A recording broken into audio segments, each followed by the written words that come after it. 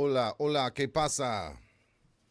Hold on, let me make sure I'm not echoing. Oh yeah, let me fix that. Two. Can everybody hear me? Can everybody hear me? Go live on IG. Um, we are in the building. I just threw this shirt on this junk. Ain't had no dryer sheets. Happy Thursday to y'all. Say amen. He woke you up again. Clap it up for that. You want to come up? Clap it up for that. One more again. You know what I mean? I want to talk about this Nolan Wells thing on a Cheef and Go tonight.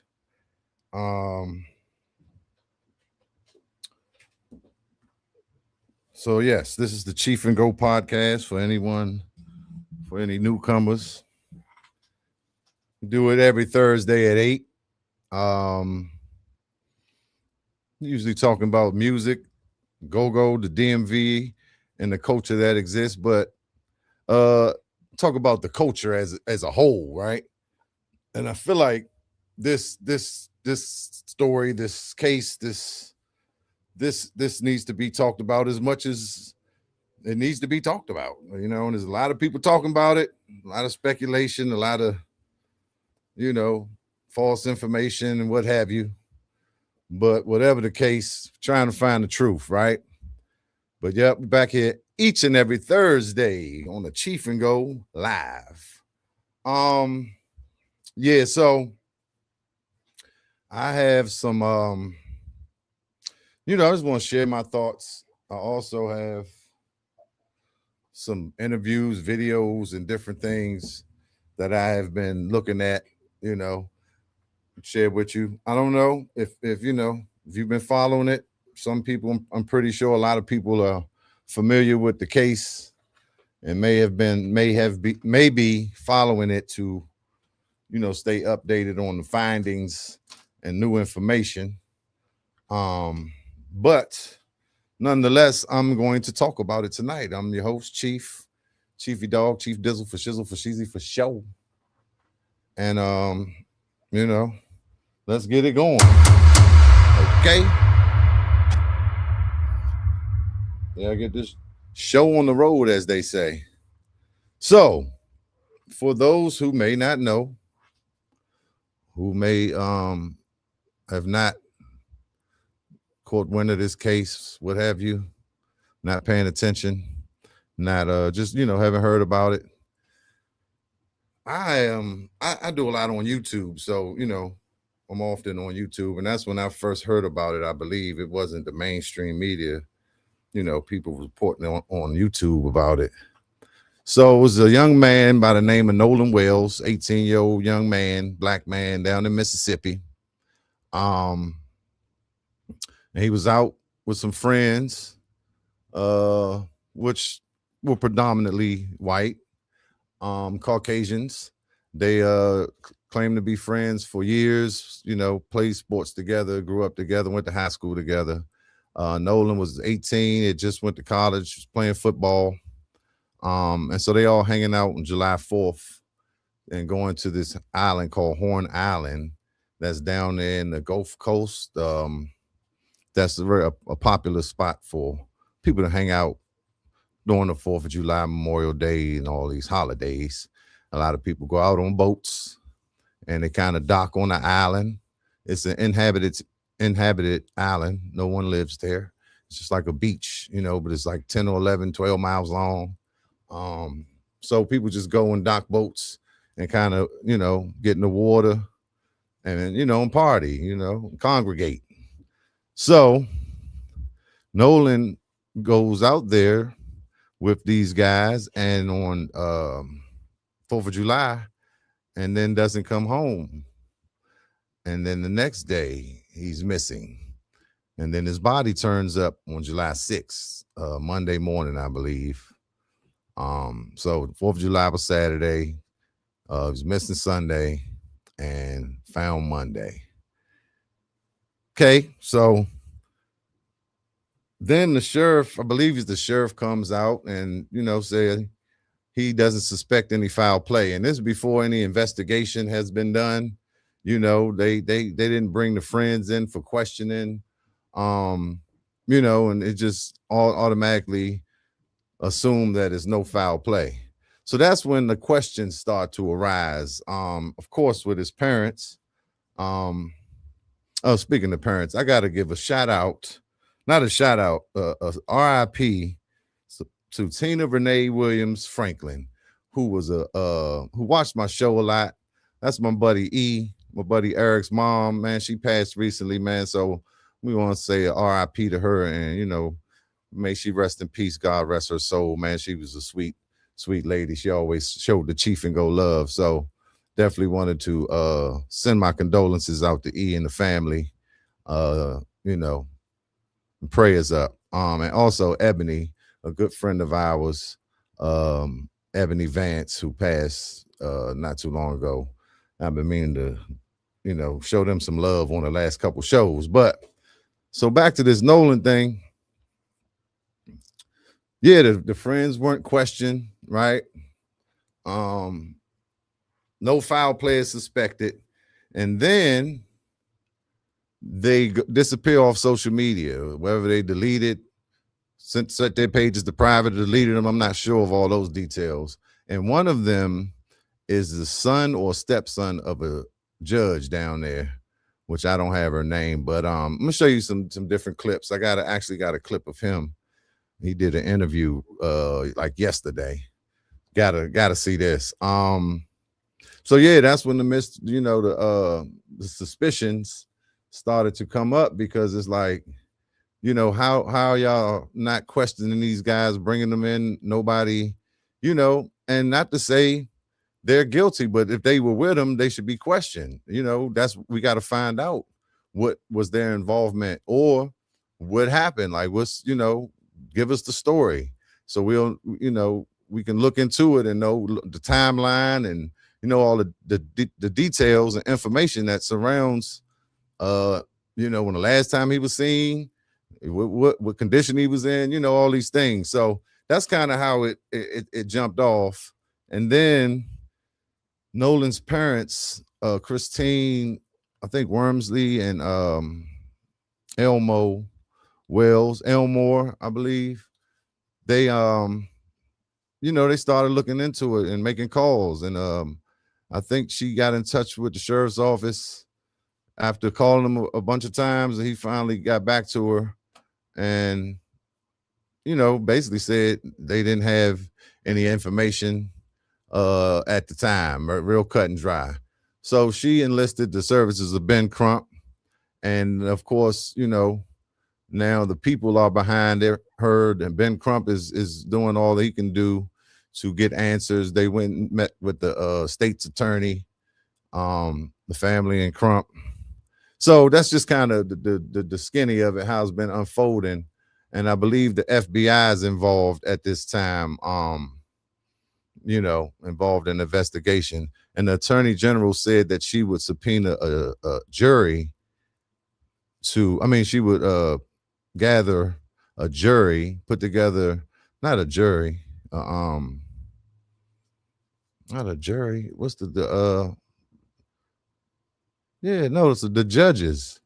Basically, they're going to get the judges to look into it. So, the judges they have different abilities to subpoena and, investigate in a certain way. So was that, like the Supreme Court judges?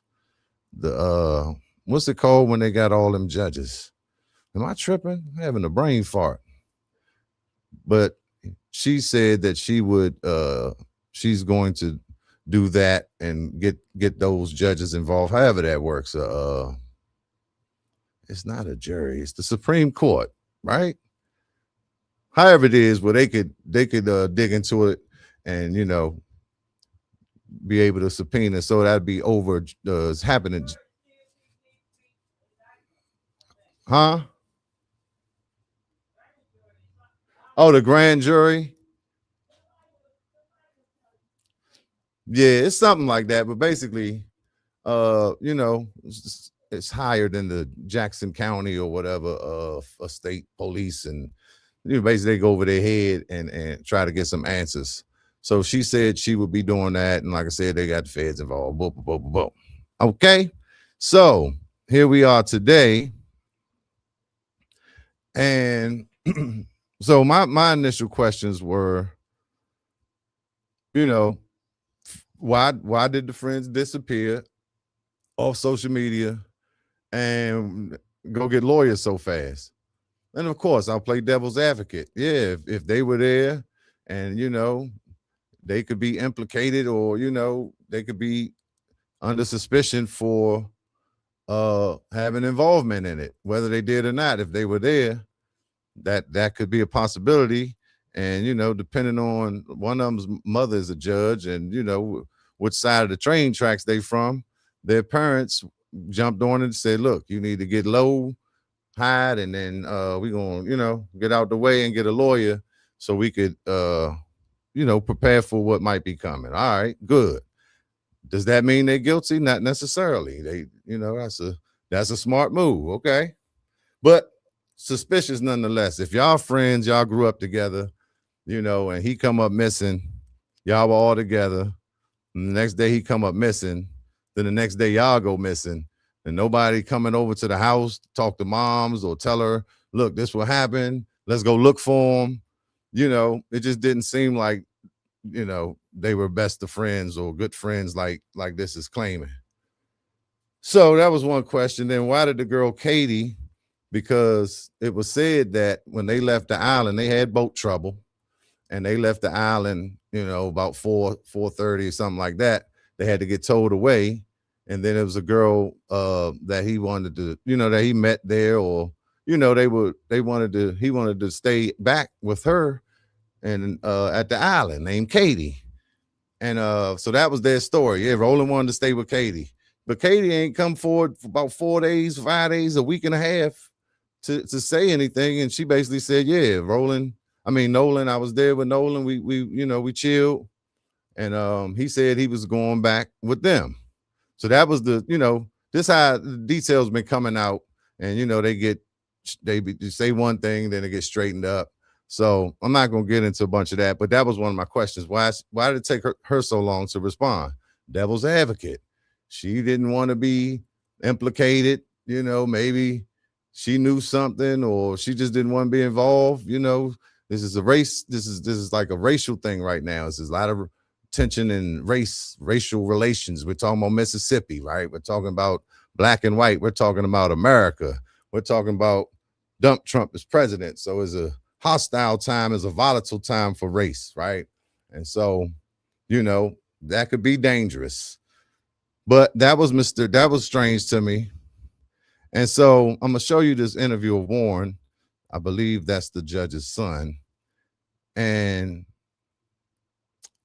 he's saying, they were best friends, they grew up together, Nolan was so kind and blah, blah, blah, blah, blah, blah, blah.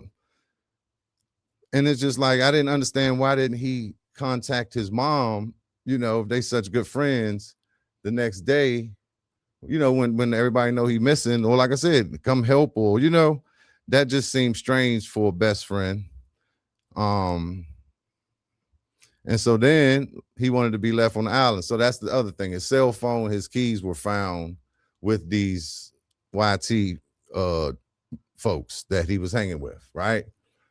That was strange to me, but I have a better understanding of that now, but it's still a little strange because an 18-year-old is always going to be attached to that phone, especially if you're going to get left behind on the island. Even though they were hundreds and thousands, I think they said about a couple thousand, 1,500 people out on this island, around that island dock for 4th of July. A very popular thing that they do. So it wasn't like a deserted island where it was just, the three dudes and him. So, and I never thought that, okay, that, that would make it real suspicious. But, yeah, why'd he want to be, when he wanted to be left on the island, he say, y'all leave me, I'm gonna stay with Shorty, with Katie. Why wouldn't he say, give me my phone though? You know what I'm saying? Before y'all go, right? That was the question. And then when they found the phone, stuff was deleted. They say Snapchat and stuff like that. He was an avid photographer. He's a young kid. He's always taking pictures. He's out on the boat on the 4th of July. And yeah, of course, they're going to take some pictures, right? So it was stuff deleted. I'm not clear on was it just Snapchat, but the phone was deleted. Stuff was deleted off the phone. Another red flag. So, and they said they asked him multiple times. They were saying, come on, get on the boat. So it wasn't like they left and he forgot to get his phone. I think he would have remembered. So there's just a couple questions I had initially. So I'm gonna see what video do we want to watch first here. I guess we could try to go in order of how it's been coming out. And so the autopsy report from Mississippi, Jackson County Medical Examiner, right? That autopsy report has not been released. Like I said, they don't have much information at all. They're not sharing it, right? Which is mysterious and in a way suspicious, but at the same time, they could be trying to, keep it under wraps so they could investigate properly. But we're talking about Mississippi. It's a far cry from the DMV. That was another question initially. It's just like, why Mama Christine and Daddy Elmo let them go out here with all these white boys? But they're accustomed to it. They grew up like that. That's their culture. They live in Mississippi. They are used to it.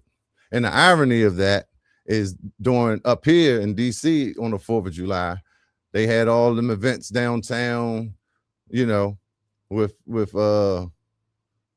just people coming in town that's just not from the town and not soul people, right? These people that's not really from our tribe. And I was just, telling people, man, be careful.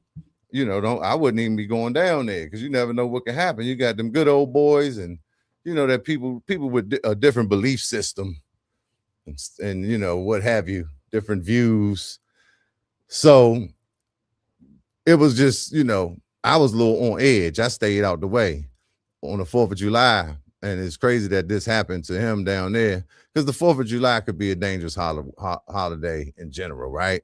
I mean, it's not really our holiday, right? We had Juneteenth, but so that's a whole nother thing, right? But yeah, you in DC, they fireworks everywhere. They doing the big boy joints is like the monument all over the place, right? It's like the big fireworks show everywhere. Then you got the little fireworks, everybody doing them in the alley in their backyard. So it's smoke everywhere. There's a bunch of loud bangs. You can't see nothing, and they got half stick dynamites and all these, people love to bang, blowing shit up. So it's very dangerous to be even riding around the city on the 4th of July.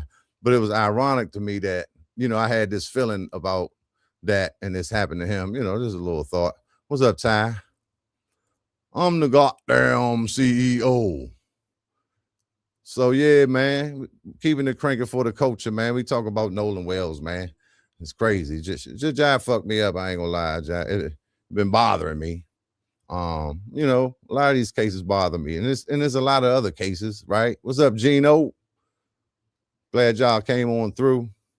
It's a lot of other cases that don't get publicized, and it's very depressing, This shit pisses you off for real, because we talking about people of color dying and under fishy circumstances and the justice or the law and just the process or the investigation and it don't seem we not of importance when it comes to finding answers a lot of times, and that shit is frustrating.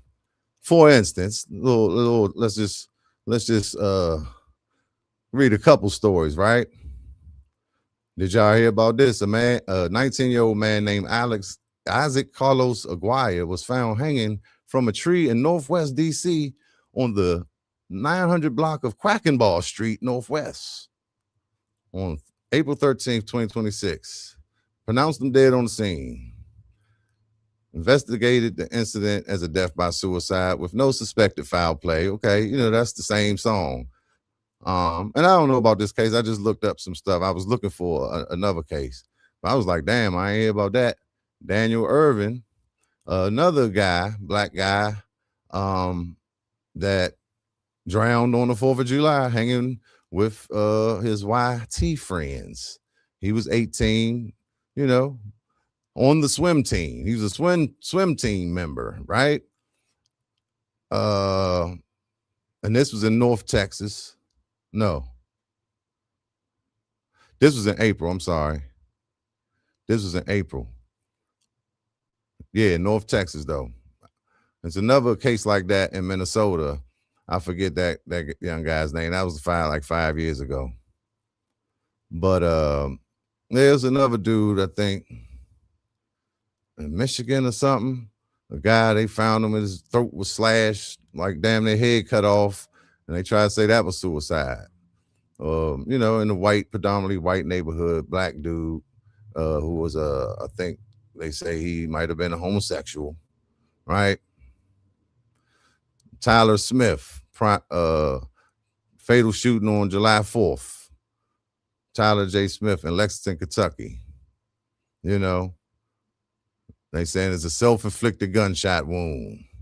Family strongly disputes the conclusion and is demanding more transparency. That's what we want, transparency and truth. Like we want to, you know, investigate it like y'all investigate y'all people's cases. So that's the whole point, right? And the shit pisses you off.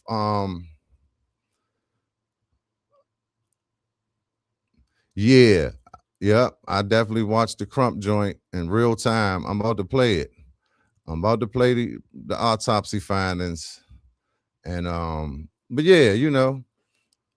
So we're gonna make some noise about this. I know everybody talking about it, but I'm gonna talk about it too, because we're gonna make some goddamn noise. And like, you know, we don't know. We don't know what happened.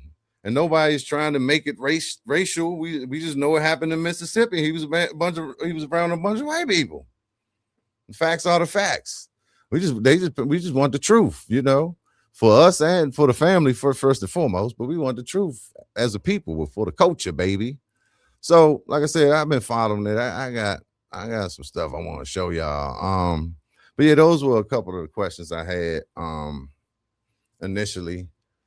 And like I said, stuff been unfolding, you know, different things been getting debunked. So I'm gonna just start with what the this dude, I forget his name. Why they don't got his name right here? But I think he in a couple of interviews I'm playing. I think his name is, I don't know. They ain't showing his name. Brasher. Anyway, we'll see his name. But I want to play this first because this was interesting. Interesting. How you say that? So this was the pilot, one of the pilots from the Cajun Navy that was, you know, that either found him, saw him, or, you know, he was flying around. So he had his input. For a few hours, and then weather started to deteriorate, so they came back in. That's when we knew we were done for the day. On 5 July, we made the decision that on 6 July, that if the weather permitted, we were going to put an aircraft up, because we were getting further and further away from the last time Nolan was seen alive. So that's when we put that aircraft up. We were wheels up out of Gulfport International at about 06:30 on 6 July. Right. And so, you know, when you first get the call, how did the United Cajun Navy get looped in? Was it through Christine Monsley's social post, or was it after? Was it, you know, through your own accord? Yeah, so the way that happened is, my understanding is that when people started posting on social media about Nolan being missing, that a lot of people started tagging the United Cajun Navy, you know, basically just kind of making us aware that this was going on, and then ultimately kind of sequencing to asking us for help. Like I said, there was an official message. I don't know if it came through our voicemail or through one of our email or one of our social media messaging platforms, but somebody made contact with, and our incident commander, I think, was either monitoring messages, or one of our people monitoring told him about the message. that came through. Whoever that person was, it wasn't Nolan's mother, but whoever it was knew her and knew how to get in touch with her, and ultimately put our incident commander in touch with Christine that night on 4th of July. I have a question for you. You know, given the call to the Coast Guard at 11 p.m. and then the request for help the following day from JCSO at around noon, did you feel like you were starting the search a little bit later than you should be? There wasn't really, there wasn't anything that we could have done on the night of July 4th, to be honest. But also, too, at that point, I still didn't know. I'll put it this way. On July 4th, when I went to sleep, I didn't know if they had finally gotten in contact with Nolan, if he had come home, if they had found out any new information. It wasn't until the morning of July 5th when I learned that he was still missing overnight. And that's when I became very concerned that, okay, he didn't come home all night. That's a bad sign. And so it was that point when they started calling for all hands and said, okay, we'll put a boat in the water. And then that led to the activities of our search crews on 5 July. Can you talk to me about the water conditions? What did the water conditions look like that night from where you were? You're talking about the day he went missing or the day we started searching? The day you started searching. They were pretty similar to, for most part of the day, they were pretty similar to the conditions on the 4th of July. They were fairly calm. There was strong currents, but not really big waves, not a lot of wind. It was very hot. Water temperatures were upper 70s, low 80s. Toward the late afternoon, a little front moved in from the west, and presumably it chopped up the Mississippi Sound at that point. But again, our guys aborted when they saw that weather coming. So that was probably like by 3 or 4 o'clock the afternoon of 5 July is when they had to abort that search. And then that night when I huddled with my team, that was when we made the decision that, putting out another boat on Monday, presumably with the weather clearing up, was really going to be futile because, at this point we're getting too far away from the last time he was seen alive. So we needed to cover more ground quickly, and that's why we had to use an aircraft. You were involved when the body was eventually located and found. What can you tell me about the state and position that the body was in that hasn't been reported? Yeah. So again, just to put it into perspective, it was I'm told it was about 08:45 on 6 July when a park ranger on Horn Island discovered the body, called it in to law enforcement. We had myself and the gentleman who donated his plane that day out of Gulfport. We had been flying for about 2 hours at that point. We were making a track going from Horn Island over to Ship Island down to Chandelier Island, which is south of both of those islands, about another 30 miles. So we were coming back up north towards the northwest tip of Horn Island when we noticed there were boats in the center of the island where there's a lagoon. And then we saw some boats approaching the northwest tip. And then when we got closer, we noticed there were 2 boats already parked in tandem on the beach. And that was strange. It was a Monday morning. It was obvious they weren't fishing. So we descended and to about maybe 450 feet, 500 feet. And we could tell it was law enforcement boats, law enforcement personnel. So we descended maybe another 100 feet or so, circled around. And that's when I saw a law enforcement presence gathering on that northwest point. And then I noticed that there was what appeared to be a body right at the shoreline, laying face down on the sand. The implication is that this body had washed up, unfortunately, on the shore. That's what it looked like to me, yeah. Did you see any visible injuries or anything that you can speak to at that distance? No, from that height, right? So it's best I can do. The description matched Nolan Wells. It matched the area. It was the area where we were looking. So I had good reason to believe, even before I heard from the sheriff's office, that it was him. The swim trunks appeared to be similar color to what was reported. Say something. The one thing I'll say about the condition of the body, and again, I want to stress very, as much as I can, that I'm at 450 feet in the air. So I did not have a good ground's eye view look. But normally when a body's been floating, you'll see some bloating and whatnot. He wasn't in the water that long. The water temperature was high. He has a low body mass index, so both of those factors together Normally, we'll look for a body to pop up on about day 4, but we knew it was possible it could pop up as soon as day 2, and this was day 2. But again, the body, I'm trying to think of the most respectful way to say it. The body did not seem at that height to be disproportionate to the way it should look. Now, I could not get a good look at his face. I could not get a good look of the front side of his body, which was on the beach. I was really looking at his back of his legs, back of his arms, that kind of thing. And so that was my vantage point, and I just want to stress to everybody that that's not an ideal vantage point. It's just what I could see, and plus I'm flying at like 90 knots, so I mean I'm going pretty fast.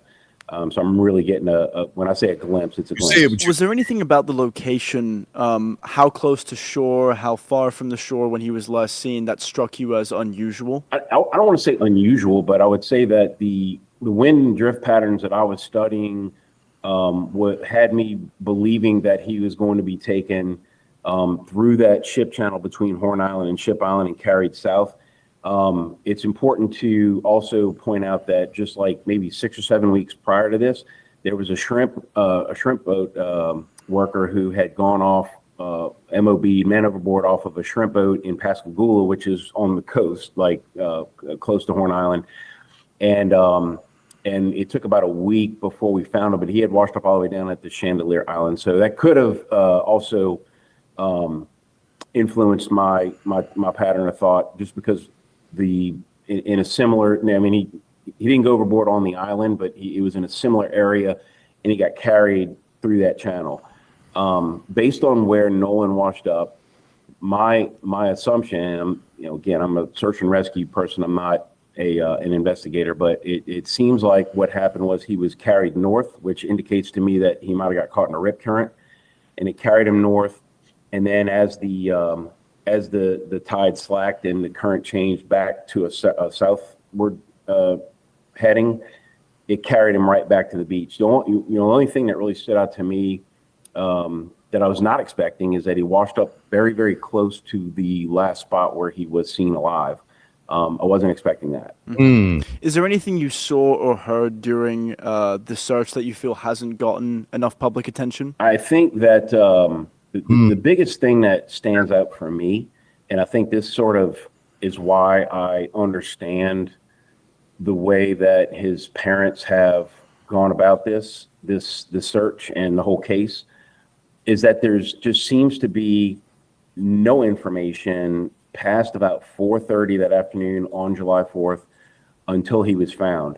Now, I'm told that police have interviewed up to 60 witnesses.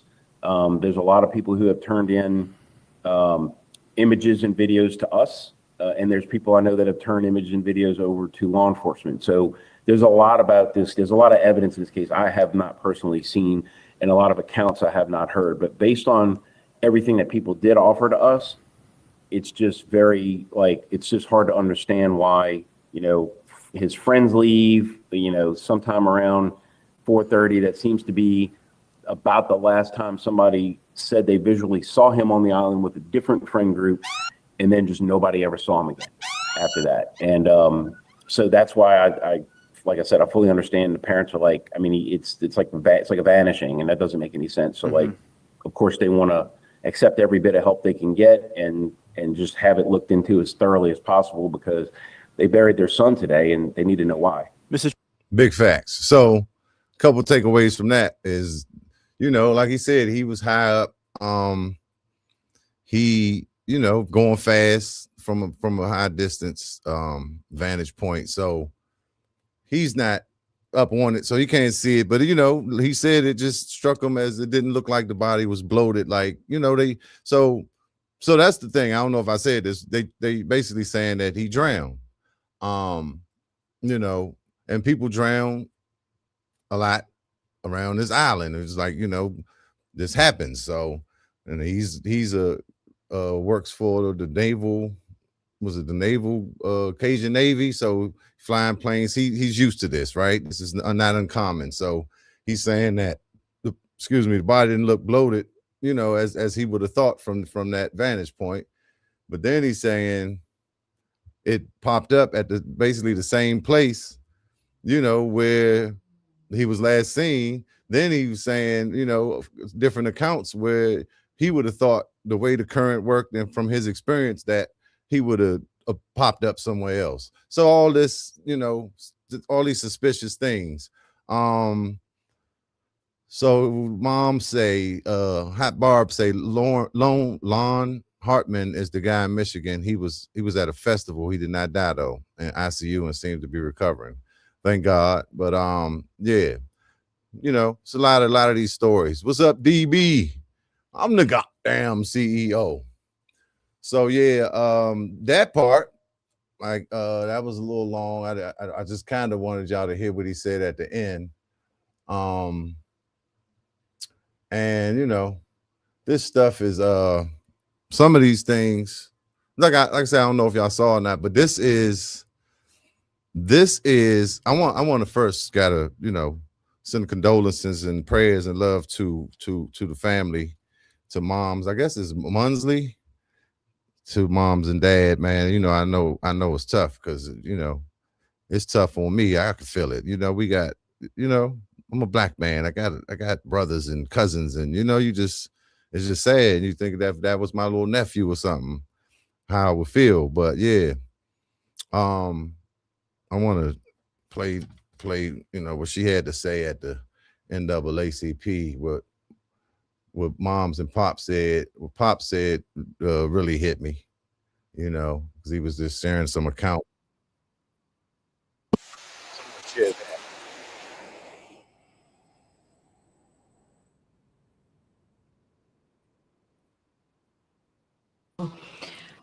This has been a difficult journey. Losing a child, it truly breaks your heart. It is a pain that is just, you can't measure it. Especially someone like Nolan, who brought so much joy and light and life to everyone.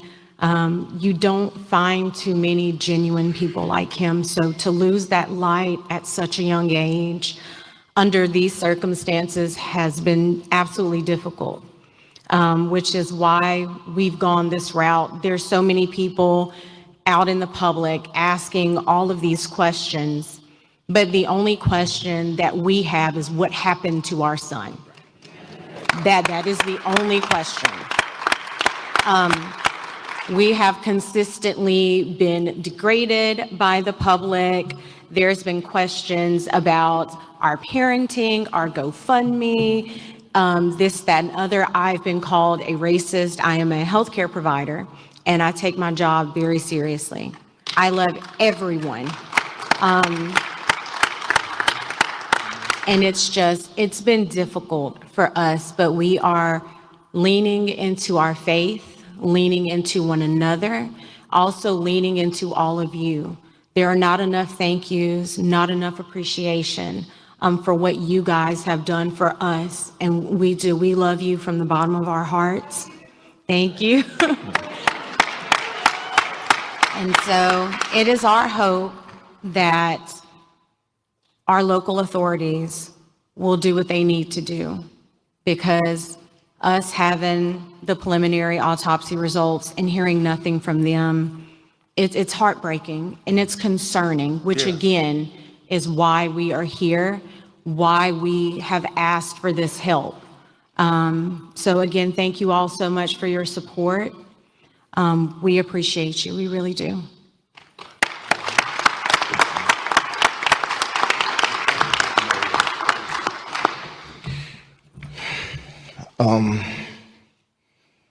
Every day I wake up, it's a new challenge. Knowing that a part of me I will never talk to, I will never hold, I will never play around with or get mad at, is not here anymore. Nolan brought a lot of joy to our family. He was the wittiest one out of everyone. The clown. He loved to put in the work because he wanted to be the best. he wanted to make me and his mother proud, and we were so proud of him just for being the person that he was. He was loving. All his teachers knew him, but loved him. He walks in the room, his aura, you're automatically drawn to it. Never met an enemy. And if they were, they would eventually be friends because they would eventually bond, and it's gonna be hard. He should be at football practice right now. Calling me after practice, Dad, I made this play, or I made that play, or I get a text with 3 or 4 videos of him doing this, running this route, making this block. And what you think I should do? And I will give my honest, because I always tell them, if anyone is going to be totally honest with you, it's going to be me. And it's not because I'm being mean, but people outside of your family are going to tell you what you want to hear. I'm going to tell you what you need to know to make you better. Big facts. It's going to be hard for our family from here on out.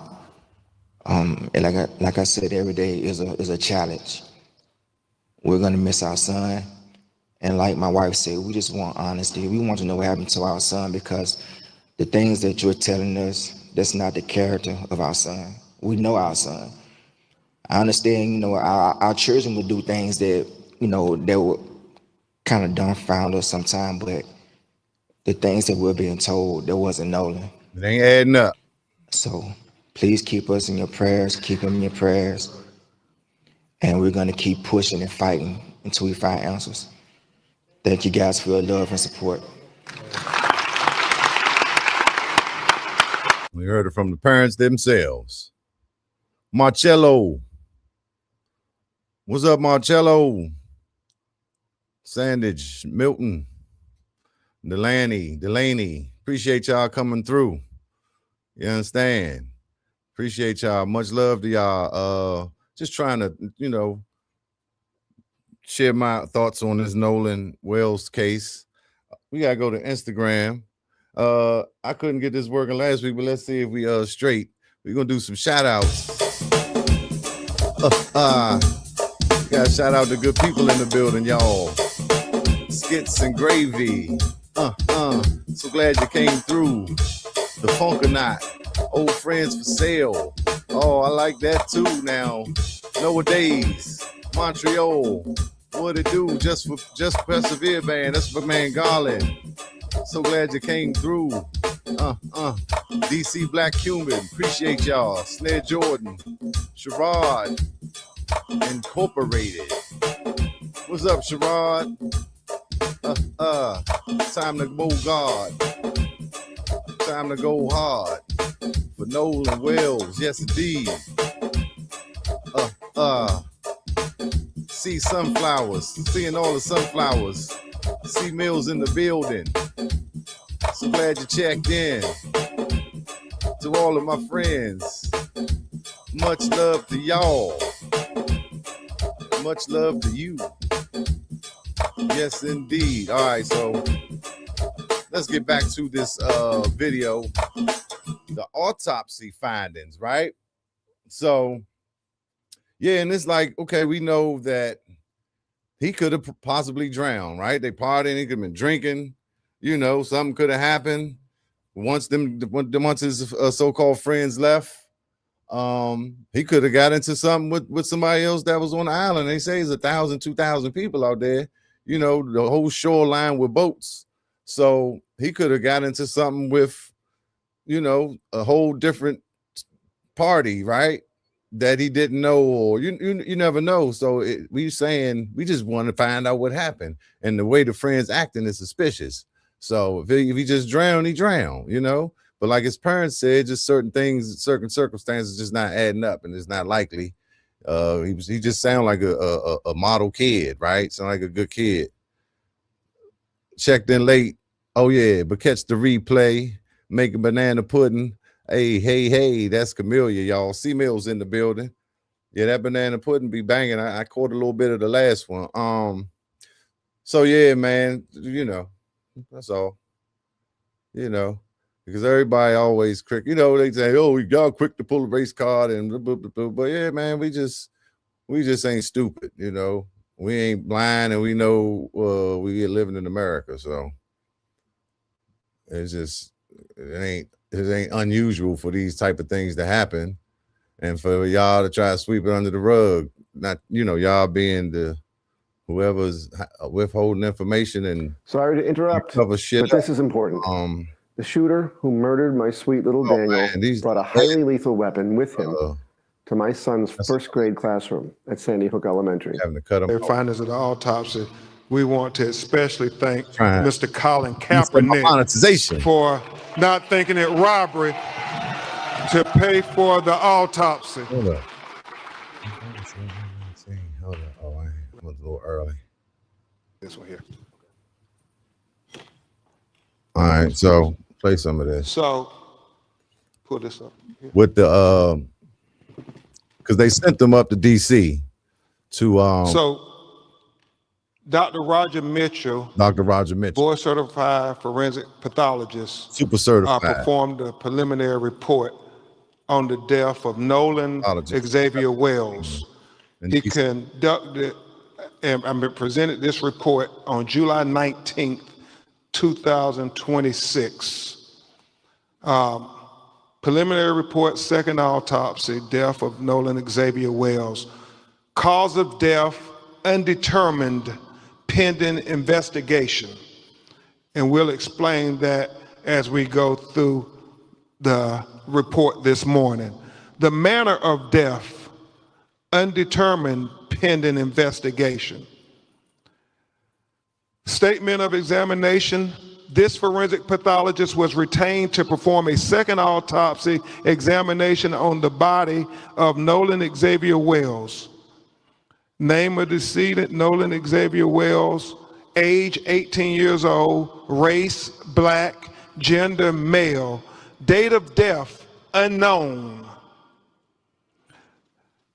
Second autopsy date was performed on July 10th, 2026. Preliminary findings, and this is significant. Focal area of red discoloration in the soft tissue of the back of the head, the occipital region. He said the etiology is unknown at this time. He said the body was received after the initial autopsy. He said the body had marked decompensation. He said corona incision of the scalp, brain removal, Y-shaped incision of the anterior torso, and he talked about the organs being removed as is common, Calm down. accompanied in the body cavity. And that when you have an autopsy, the organs are removed from the body and they're dissected and examined, and then they're put back in a bag within inside the body. So when they're buried, their remains will all be with them. But in this occasion, if there's going to be a second autopsy, then the organs are put in the body cavity so the second pathologist could be able to examine the organs as well. Very significant for Dr. Mitchell was that the anterior inner neck structures were absent, not received with the body. And we'll explain that in just a minute. And then it talks about the additional procedures performed during the second autopsy.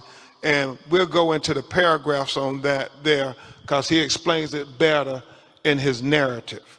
So where's the first page of the discussion? Not the diagram yet. You can keep the diagram over there.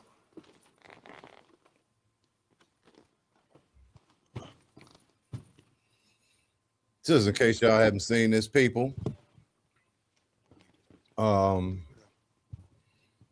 it's So- undetermined because He talks in the preliminary discussion opinion. the lungs, but This forensic pathologist identified several limitations during the second autopsy that create barriers to establishing a definitive cause and manner of death for Nolan Xavier Wells. And that's important. He talks about the fact that we didn't get to see the body when it was first recovered, like the medical examiner working for Mississippi would have seen it. He talked about the second autopsy performed on Nolan Wells revealed marked decompensation or changes. Marked decompensation can obscure the presence and absence of bruising on the skin surface, especially during a second autopsy examination. What he's saying, because the body was so decomposed that you couldn't tell if there was bruises or abrasions on the body when he received it on the 10th of July. How are you finding the time to send over all these meeting notes? I got a secret. I've been using Granola. What is granola? So it's an AI notepad. If you want to take notes during the meeting, Granola can fill in everything around them. If you don't, it'll still give you a full write-up for that meeting. Okay, so do I take notes? Information. For these reasons, additional dissection procedures not performed during the first autopsy examination were performed to rule out potential blunt force injuries responsible for the death. These procedures included facial dissection, posterior head and neck dissection, dissection of the ribs, the pelvic, dissection of the subcutaneous and deep soft tissue, dissection of the back, the buttocks, the arms, and legs. He did all of this to rule out things. He ruled out there were no fractures or deep tissue injuries identified. This was very important because he wanted to be very thorough and very transparent, because transparency is the key to getting to the answers of why Nolan Wells is not with us. So he did that there. He did that there. It was very front, boy. Straightforward, very open, very open. He says, however, dissection of the back of the head during the layered posterior neck dissection revealed a 12 by 8 inch focal area of red discoloration in the deep soft tissues overlaying the occipital bone. And he talked about how he found red discoloration when he cut open into the back of his head towards the occipital bone, and he saw the red discoloration, and we actually saw the pictures of it. It's significant. You can't help but notice, why is this dark red here in the back of his head? And so he was important to note that in his report. I think he said something on here too. He said, maybe that's it, that etiology of this finding is unclear. Yeah. There are no lacerations of the overlaying skin, nor fractures of the underlying skull. That's weird. These findings are inconclusive for perimortem injury due to the body due to both the extensive decomposition and the absence of associated injuries. This finding, however, is significant enough to be highlighted in this preliminary report for further investigation, it is important to reiterate that the finding could not have been observed in the first autopsy because the posterior head and neck dissection were not performed. All right. He said another. So, what y'all think? What y'all think about that? Why wasn't it performed in the first joint? Where is the report? Where's the findings of the first autopsy? I don't know. Seems a little strange. But at any rate, so I'm gonna get to this interview of Warren, the so-called friend, but I want to play Dr. Frieda, you know, because I was watching on Don Lemon channel. Shout out to Don Lemon. She kind of was watching it live, and then she gave her you know, her 2 cents about the autopsy and what things meant. I do want to play that real quick. I want to play that real quick because, you know, she could kind of give you a breakdown.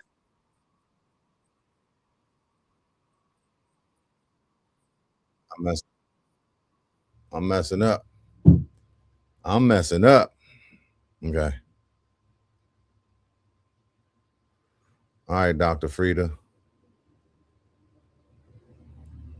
Bada bing, bada boom. Let me put her on the stage first.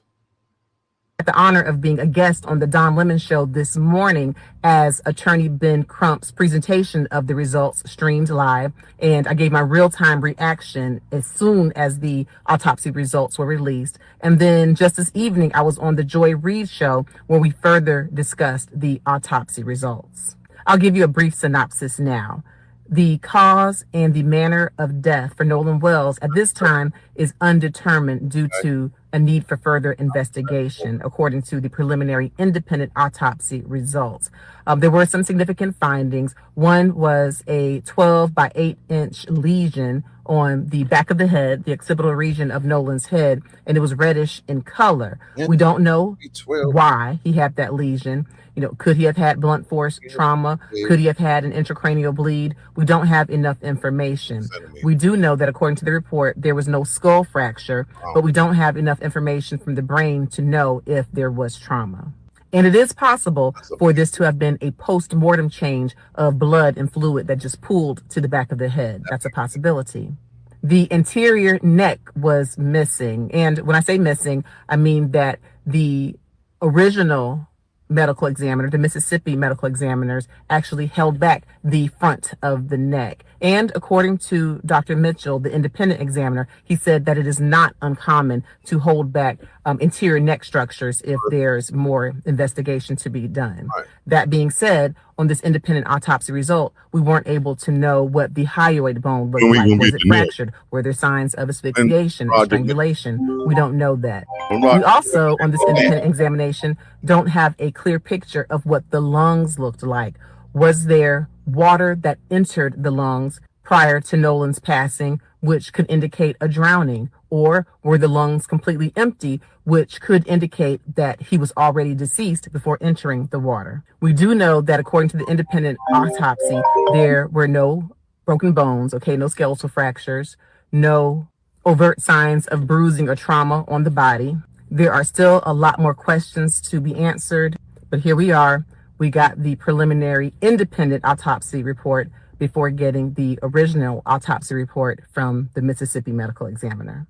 I'm Dr. Frieda. If you enjoy up-to-date medical information. Okay. So, yeah, that's crazy. But, you know, you had to have them first. And, you know, a little information there. But so this was the crazy joint right here, though. So, what, yesterday or the day before, this dude, let's say Officer Tatum, is this the first joint? Is this part one? I believe it is. I believe this is a 3-part joint. He has one of the friends, he interviewed him. So I seen something that said this dude, Officer Tatum, is a person that rhymes, you know, is described, you know, as a person that is, is basically a word that rhymes with spoon, or, like maybe he ain't the soul brother that, would even, he might be playing for the other side. I don't know. Just said he did some stuff, and it's questionable of his loyalty to the people. And so I don't know. Like, I really feel like he ain't drilled the dude, but the Warren, the white guy who came out is pretty brave to even come out and do this, because people probably, what I'm saying, but people mad, it's just, it's like it's racial. So for him to even come out and do this, I mean, it takes some cojones, but at the same time, it's like, it's this damage control, because I believe this is the judge's son, his mother or stepmother is a judge, and so they sent him to do this interview to try to clear his name, or I don't know. It's very weird. He seems a little nervous, of course. And he's just dancing around. He's not really getting to the point or answering anything directly, but the dude Tatum ain't really asking him nothing directly. What do you say, Milton? Yeah, the throat was not sent, Why have we not heard from Mississippi authorities regarding the first autopsy? That's a great question, and like, okay, we get it. She just explained why they might have kept the throat, but when you gonna send it up to Roger Mitchell? Because they say he a bad man, like he probably one of the best in the business, right? That's why they sent it to him. Like, let's get his findings, and he ain't gonna pick sides. He's very credible. Yeah. So when they gonna send him the throat? When they're gonna release some information? Of course, it's gonna take some time for the toxicology, but we try and see what's up with the goddamn throat, because if he drowned, or he got strangled, or it's gonna tell a lot. They say the larynx, the esophagus, the thyroid, this and that, all them fancy names. So, and I didn't hear in the autopsy where they said, the lungs weren't there, because they said they basically, put the organs in the body. I mean, the bag, put them back. But I keep hearing that online, so I don't know how true that is. But of course, we would, you could find out a lot about if he drowned, the manner in which he drowned. Was he unconscious when he went in the water? Was it water in his lungs? Was it, you could look at the throat and see a lot in the lungs. So I don't know. I don't know what's going on with that. Yeah, that part too. Just like, we let the media spectacle, all the publicity die down, everybody talking about it, and then we try to slide it in when everybody ain't paying attention. That could be part of it too. It's very fishy though, suspicious. But this joint right here, like I said, it's 3 parts. I'm gonna skip through it. I'm gonna let y'all see a little bit, but if y'all haven't seen this, it's gonna be like, yeah. Like I said, he seems a little nervous, and and even the way he answering certain stuff is just kind of like he's the coach witness, or just stuff he say, or maybe not even coach. Like, and it's like, oh, did you mean to say that? I'm gonna play it. I'm going to, like, we're gonna talk about it as I play it, because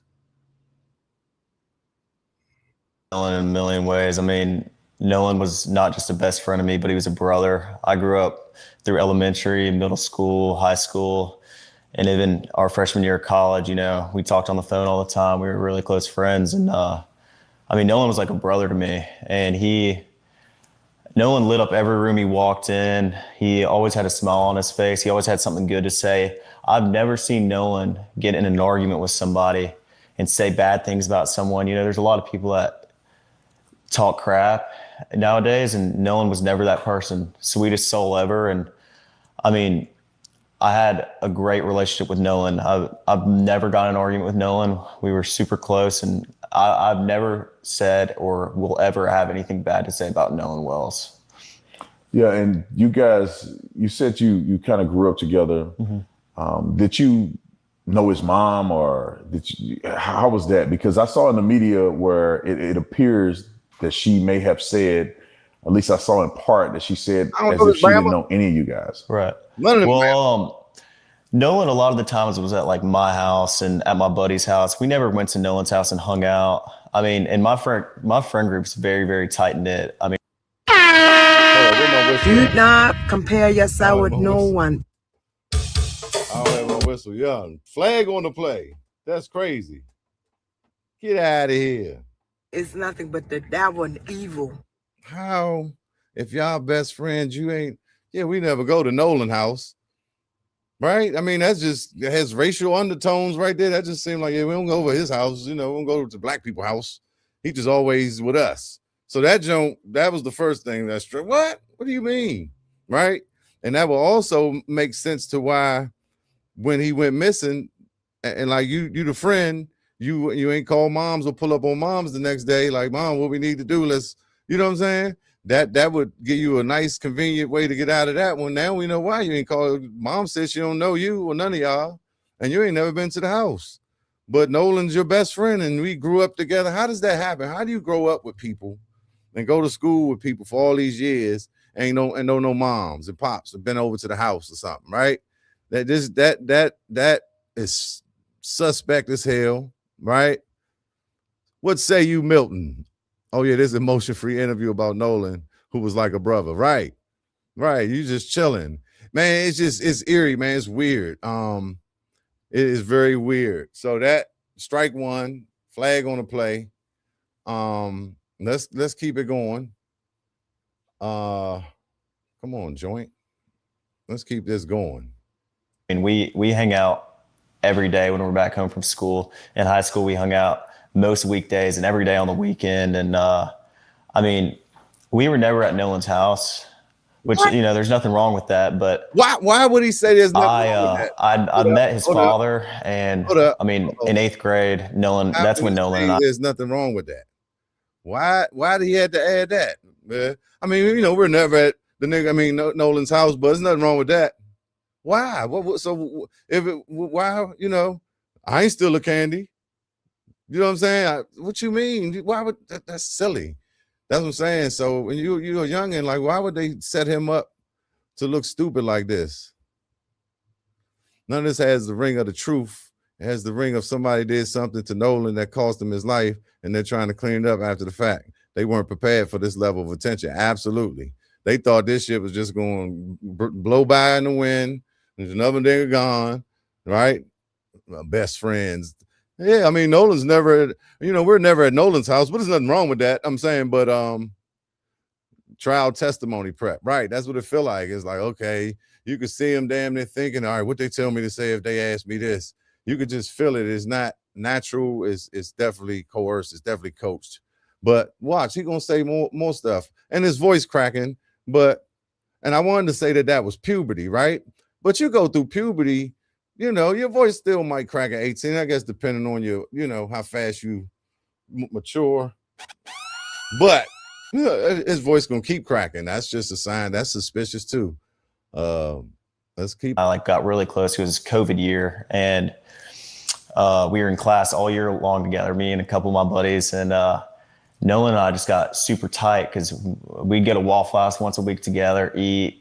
And I mean, we were just super, super close, but his dad would swing by Waffle House, you know, and like, you know, hang out around us, but never, you know, I was never around Nolan's parents a lot, but I mean, that didn't change our relationship any. Nolan and I were still just as close, and he was just as close with my friends as, you know, anyone else. So. And walk me through the day, 4th of July, where you guys were all going out. Right.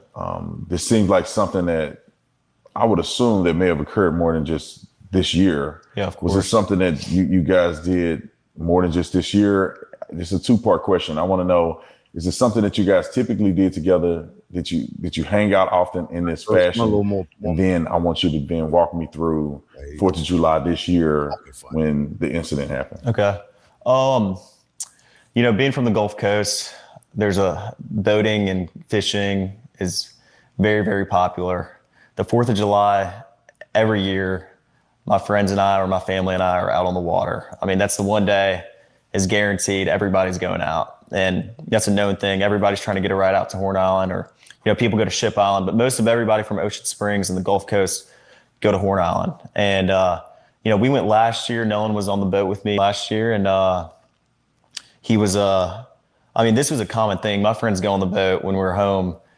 Very, very common. That's what we like to do. My friends like to fish also, and like to go on the boat, not just fishing, but like to go on the boat, like to go on sunset cruises, like to do it all, on the water, And Nolan loved to do that too. He was not like he was just like everyone else. Not like anyone else. He loved to go on the water and, he's not like have a good time with the guys. And that's what. No, he's just not like us. Nolan, he's not like, he's just like us. We did a lot, but 4th of July, everybody was out there. Like I said, like Nolan was always trying to go on the boat, trying to go out there with us. And I ain't like how that felt. Nolan's always trying to, this nigga always trying to get on the boat with us. He just, no, he's not like us. This is not what he do. He always trying to get, that just didn't feel right for your best friends, man. Me and Nolan, man, Nolan, he always try. Nolan likes to go on the boat. All that shit is just weird, and he's just dancing around it. Yep. Milton. But if you have human beings involved, so if there's some shady human beings involved, so some shady business is going to come out. Absolutely. And they got the reward that's up to 125,000 right now, I think. Tyler Perry, I think, paid for the funeral, and Al Sharpton, and who else put up 50,000? People have been putting up money. Tyler Perry, Colin Kaepernick paid for the funeral. Tyler Perry put up the 50,000. People getting involved trying to get some answers. But when it comes out, when it comes out, will it matter to a jury down there? Right? Is it gonna get a fair trial? We just saw what happened to Carmelo Anthony, right? Like a flip of this situation, right? It's just different when it's on the other foot. But anyway, and devil's advocates say I can't even play devil's advocate and say they was friends, and dude just got caught up in the mess, and they try and get out the way so they ain't gonna get in trouble. But by him coming on here looking crazy, he might as well have not said nothing, because this is more suspicious. Because the friends that came with him could possibly have nothing to do with it, right? It could have been something that happened subsequently when Nolan got left on the island. Nolan might have got to drinking and said, because they say the water, go from 4 feet to 8 feet to 20 feet. You know what I'm saying? He could have drowned, right? People can drown, but it's just like looking at these type of interviews. These people coming out with this information just make it worse. And so another reason he might be coming out, of course, maybe the obvious reasons, is to try to look like he innocent. Hey man, judge say, man, you gotta go out there. And the judge ain't got, and she got blood on her hands. She ain't clean. I forget her name, but you can look at her, Mississippi. Man, Matilda, we can go over it, but you understand, shit ain't nothing new about this shit here. Yada yada yada. But yeah, she can go out there, so you can look like you innocent. You ain't scared to show your face and talk about it. So yeah, that might make it look good. Nah, bruh, this making it look worse. And so yeah, even if they find the evidence, and will these guys be convicted? It's highly unlikely. All the explanation about what they do down there is how a young person. That's not how a young person would say it, right? They'd be like, "Nah, we be," and then down there, then Nolan, and then PlayStation, and somebody got some chips, and where's my phone, and Snapchat and TikTok. And I'm being funny, but yeah, trial prep answer, definitely. It's very coached, and it's unusual. We all know that Black families, Auntie Sandra in the building, that Black families welcome or have everybody at their house. We are about community and taking people in, no matter who you are. White folks are not family oriented like us, right? Yeah, they look at us as inferior. Like, we love everybody. That's kind of how we got caught up in the first damn place. Over in the motherland, letting the traders and shit come on in, and letting them get too comfortable, showing love to everybody. That's just how we are by nature. We God's people. But anyway, It's another topic for another conversation. But yeah, this whole joint is just weird. Let's see what else he say on here. And he was always welcome to come. Nolan was always out there with us, and but always try to come with us. Started 4th of July, you know, my buddies and I had talked about this week's upcoming. You know, everybody's very, very excited for the 4th of July from down here. Like it's a big thing. It's a big deal. Very, very big deal. And I mean, I actually stayed with Nolan that night at my buddy's house, and I woke up at my buddy's house, and we went to McDonald's, got food. Nolan was not with me, and I went and got breakfast. I had my buddy's boat hooked up to my truck, and so that part, right? Nolan, I actually stayed with Nolan, the night before at my buddy's house, and then I woke up and I went to the McDonald's. Nolan wasn't with me, and then it just sound coached, like he messing up what they prepared for him, right? You messing up the script, Warren. You messing up, bruh. Pressure break pipes. Got to keep it in the public eye and keep that pressure up. Yeah, maybe something change if in fact these guys are guilty, right? That's another thing the grand jury thing could do too. They was talking about the if they supposed to have did a civil case against the state, and it's different ways that they could charge. It's like a 51% thing. It's not beyond reasonable doubt. So with a civil case, that could help. But I don't even know how true the civil case thing is. They said his mom opened the estate and used the estate to go open a civil case against law enforcement or Mississippi authorities. And like with the civil case, you got to prove it, I guess, at least 51%, something like that. Yeah, Nolan was right. Yeah, I was with Nolan the night before. That's real. Oh yeah, I mean, but I woke up, went to McDonald's. He wasn't with me, and then we went over there. My man's and them. Right, they not asking nobody. They just no foul play suspected. They not going to question nobody. And that's the thing. He gonna talk about how many people was out there, and it's just like, how did nobody see this or know? How's nobody saying what happened? And well, first I ran to my house, then I went to McDonald's and came back, and the boat was already hooked up to my truck. My buddy Wyatt and I went, and with my buddy, and we went, filled the top of the boat off, loaded it down with ice, and just got everything ready. Then Wyatt went and put his smaller boat in the water, which is the Palm Beach. He's an 18-foot Palm Beach, and I drove the boat from Fort Bayou Boat Launch to my buddy's grandparents' house, and that's where we all planned to meet up that day. And you say we all, who are you talking about? You, Nolan, and how many people are going to meet you guys there?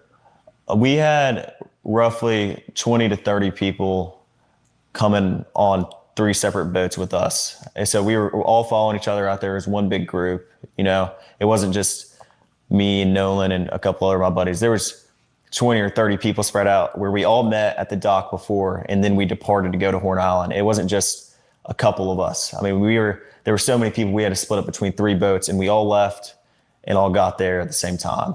Yeah, I just want to make sure that's clear, because the statements that are out there made it appear that it was just you, Nolan, and probably 2 or 3 other guys, and y'all are the only ones that went out to this island. And whose side is this spoon on? Raccoon head ass. What are you? I don't know. But like I said, I'm not trying to blame nobody that ain't guilty either. But you ain't, who paid him for this, right? Maybe Officer Tatum, right? Where's he officer at, right? The judge, somebody tied in and connected, somebody pay him. Look, man, do this. Let's do this joint. You got a podcast. Let my son come on there and let's see if we can clear it. It's completely incorrect. I mean, Horn Island on the 4th of July is the most popular day to be on the water throughout the entire Gulf Coast. I mean, everybody and their mom is on the water on 4th of July, Right. There's no telling. I mean, roughly probably 2 to 3, maybe even 4,000 people out there.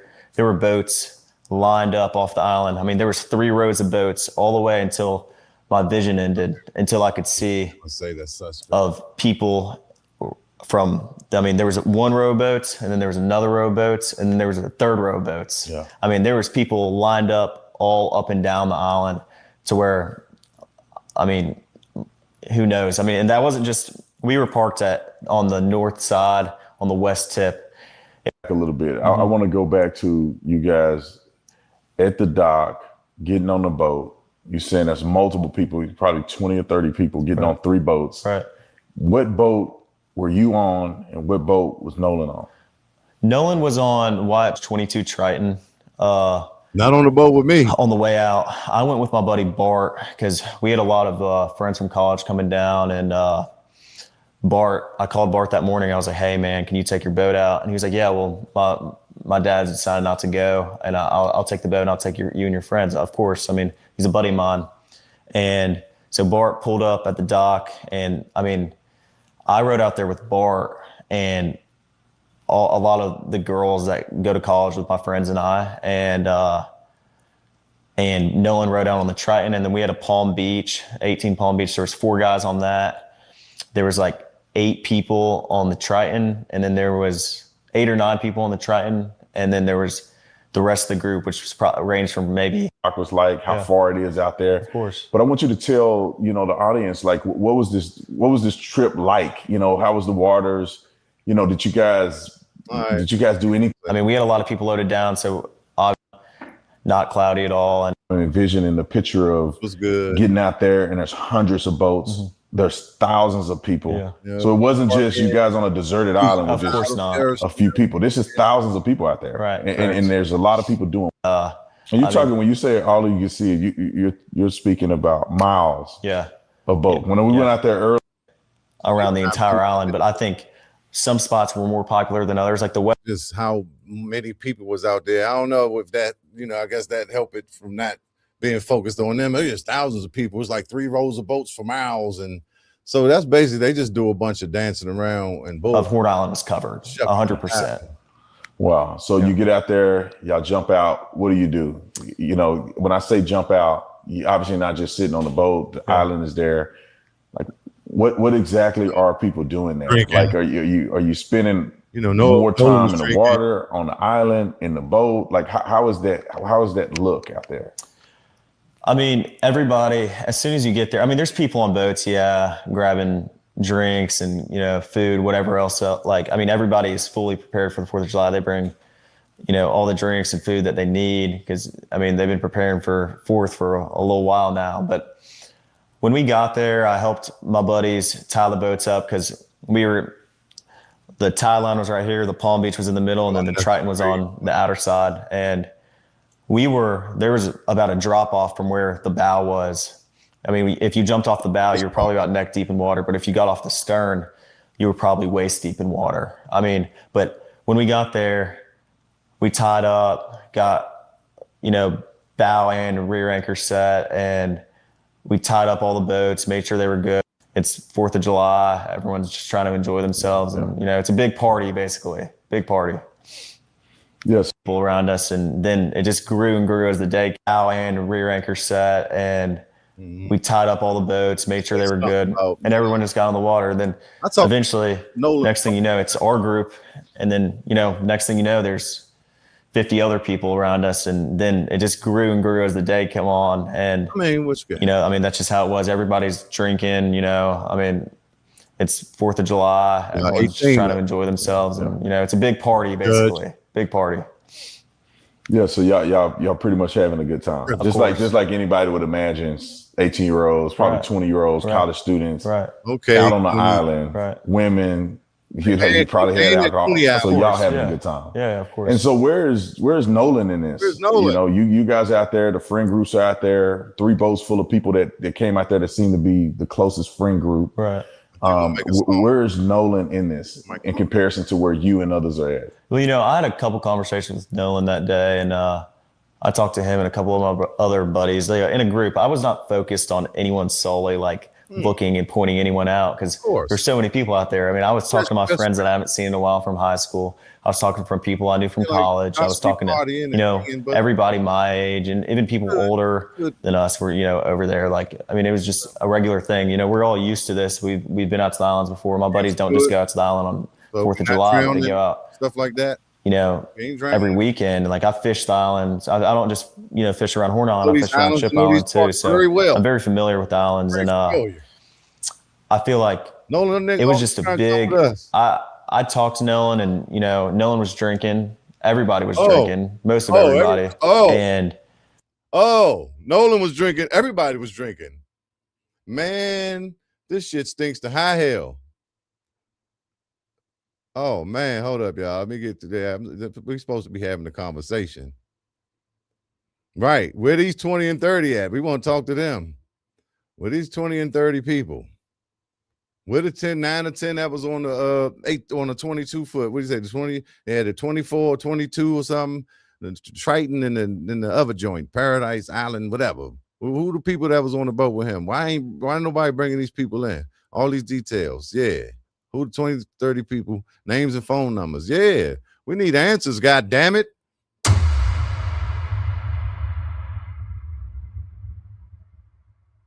This is one Olivia Pope mess. It's out there. We got to take control of the narrative. Facts. He's definitely not asking the right questions. That's what I'm saying. It's like he might be paid to, just, this is a spectacle. This is some hogwash. This is some flukazy, this is theatrics. This is, Mama Judge called Officer Tatum, said, you got a podcast? Yeah, I can't understand why he's asking the questions he's asking, why he wouldn't be, trying to get to the point and just letting this dude ramble on. Absolutely not the right question. So which one of y'all deleted the messages off his phone? Tell me that. That's the question. How did so y'all ended up with his phone, and then they saying all the stuff, the contents were deleted, the Snapchats and everything. We know he would have been taking some pictures and snaps that day. So how does that happen? And does that, do you think that would look suspicious to people that the phone, y'all end up with the phone and all the stuff deleted, right? But he is gonna go into, okay, we docking, right? We on the boat, we in the water, we get in the water. And he gonna say, yeah, this is a day where we put our phones up. We just want to be congregating, be amongst each other, and not be on our phones. And then you 18, you're gonna have your damn phone in the water and everything. Okay, you might got a tablet and a phone, but okay, devil's advocate, let's say that's true. That makes sense. He's like, yeah, everybody's phone, they put it on the boat. They might grab it and take a little picture, put it back on the boat. So that would make sense why his phone and keys would be on the boat, because you got swimming trunks on you in the damn ocean, or you know what I'm saying? That would make sense. Okay, I'm with that. All right, that kind of made me look at that different. But still, when they left and they repeatedly asked Nolan, is he coming? Come on, let's go. Leave Katie little ass right here. We came together, we leave together. Slim, let's go. He, all right, Nolan said, nah, I'm gonna stay with him, man. I'm right here with white girl, Katie. Yeah. Oh, Katie, baby. Katie kind of cute too, I ain't gonna lie. So, but give me my phone. I'm gonna fall back. I'm gonna hang with white girl, because it's other people, it's thousands of people. I'm gonna ride with somebody home, right? And another question was, why did they leave at 4:30 or something? But it's because the boat, was taking water, so they had to get towed out of there. Because I'm like, why wouldn't they stay for the fireworks? But like I said, a bunch of questions that you can answer for yourself, as when you sit and think, and as more information come out. But definitely suspicious. He doing a lot of explaining the details, nothing to do with Nolan or anybody in particular or this situation. Nobody cares about that. You tie up the boat, you had to tie it in port side, and then, we had to take it ice down the back, and, it came down, and then, brother retied two boats together, and we came down, then we did the back, internal check of the, we had to dump the latrine. Man, nobody care. Where's Nolan, God damn it? Talking all this bullshit. He talking in circles. How many times he gonna say, That was and it was the 4th of July. You know, it was like people, you know, like this. I like fishing, and I like shrimp and gumbo and fried shrimp and boiled shrimp and steamed shrimp. I did like the fish, and I like to ski and boat, and I comes down, and people know that nigga always trying to come with us, and we like to just come down here and fish. And there's a lot of people out here every 4th of July, and it was the 4th of July, and it was hot that day, and I think I smelled coconut oil in that day. Anyway, Nolan was drinking. I mean, we all was drinking, but Nolan was drinking, right?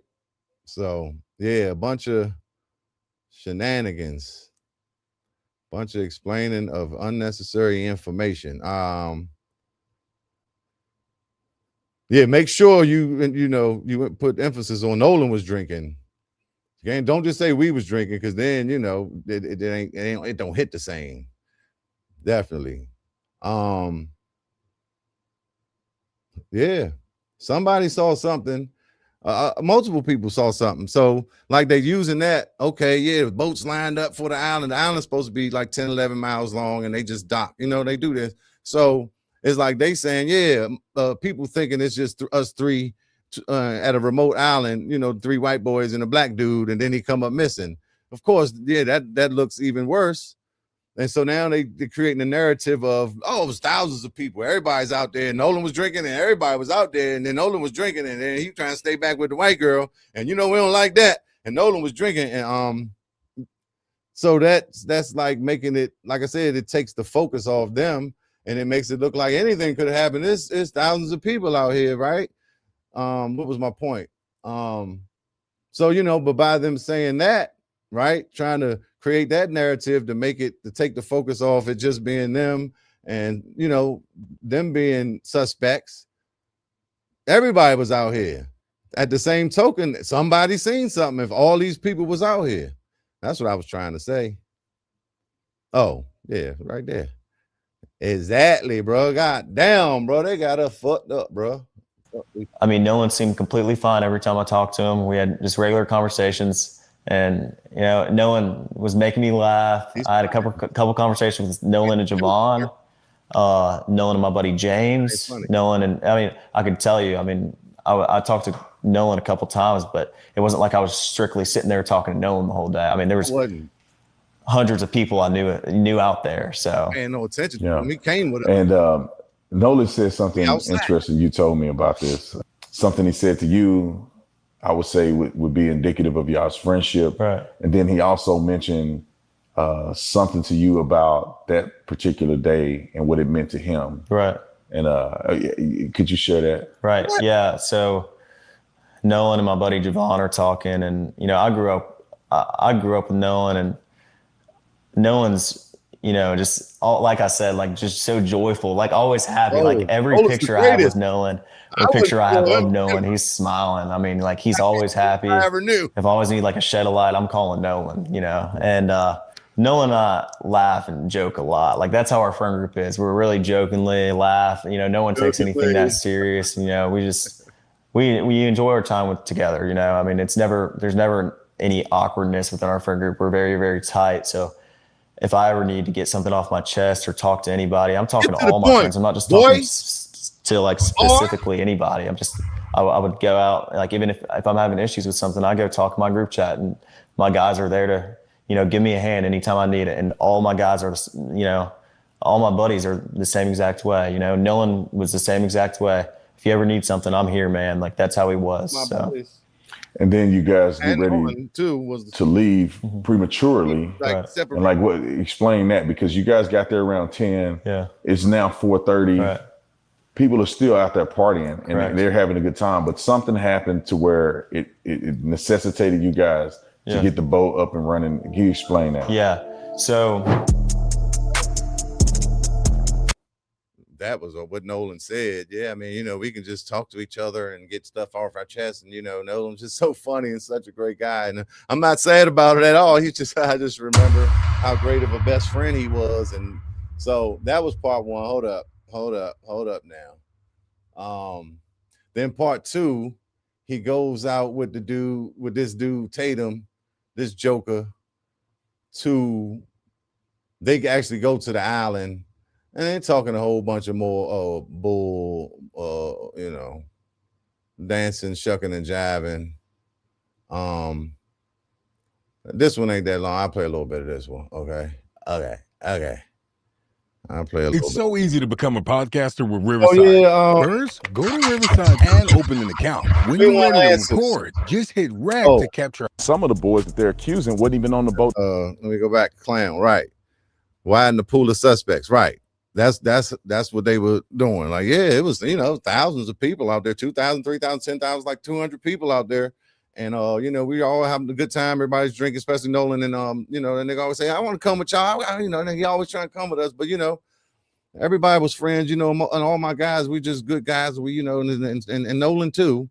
You just keep excluding Nolan, putting him on the side. You know what I'm saying? The token nigga. It's like this shit. But, that's the world we live in.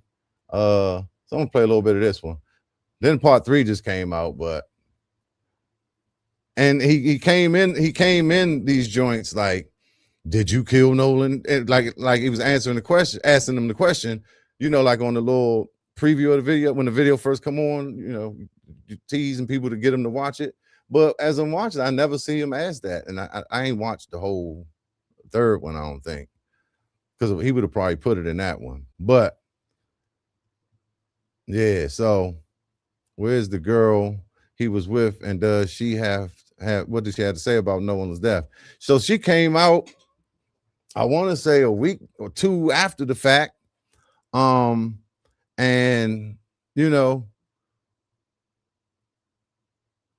I guess, I don't know, first she came out to the authorities. I forget, I don't know who she talked to first, reporter. I guess she went to the police station.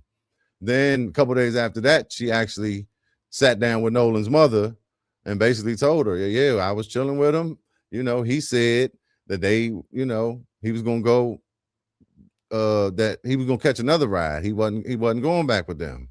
He going to let the homies go. I'm going to chill with you, Katie.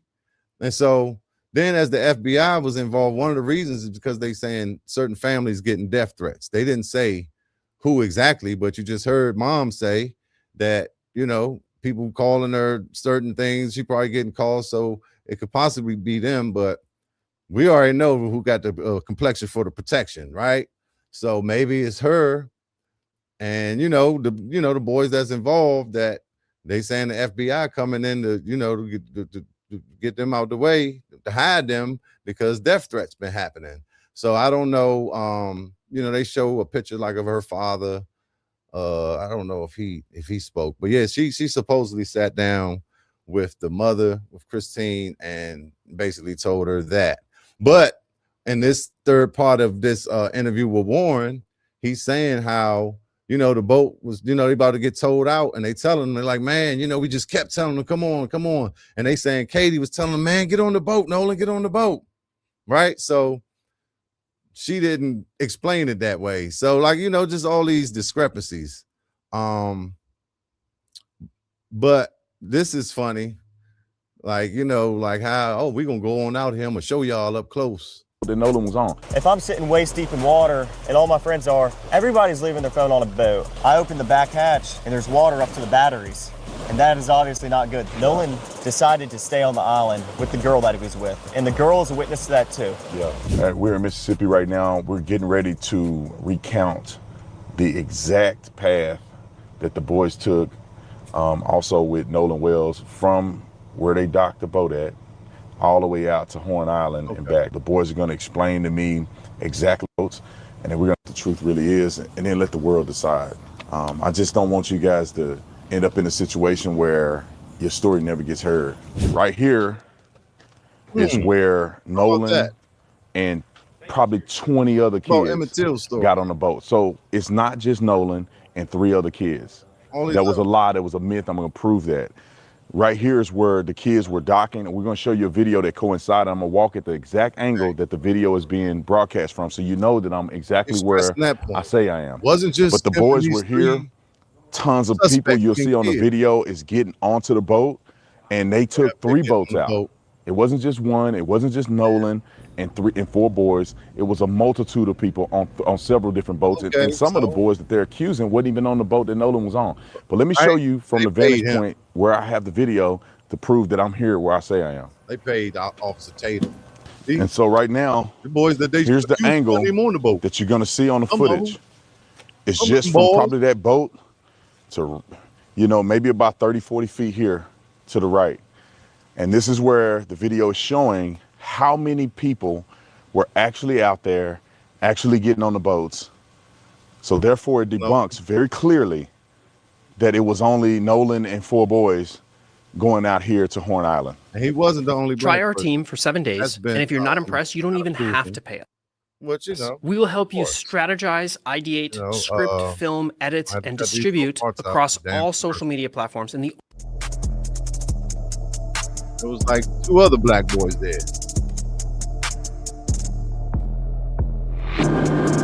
Maybe 10.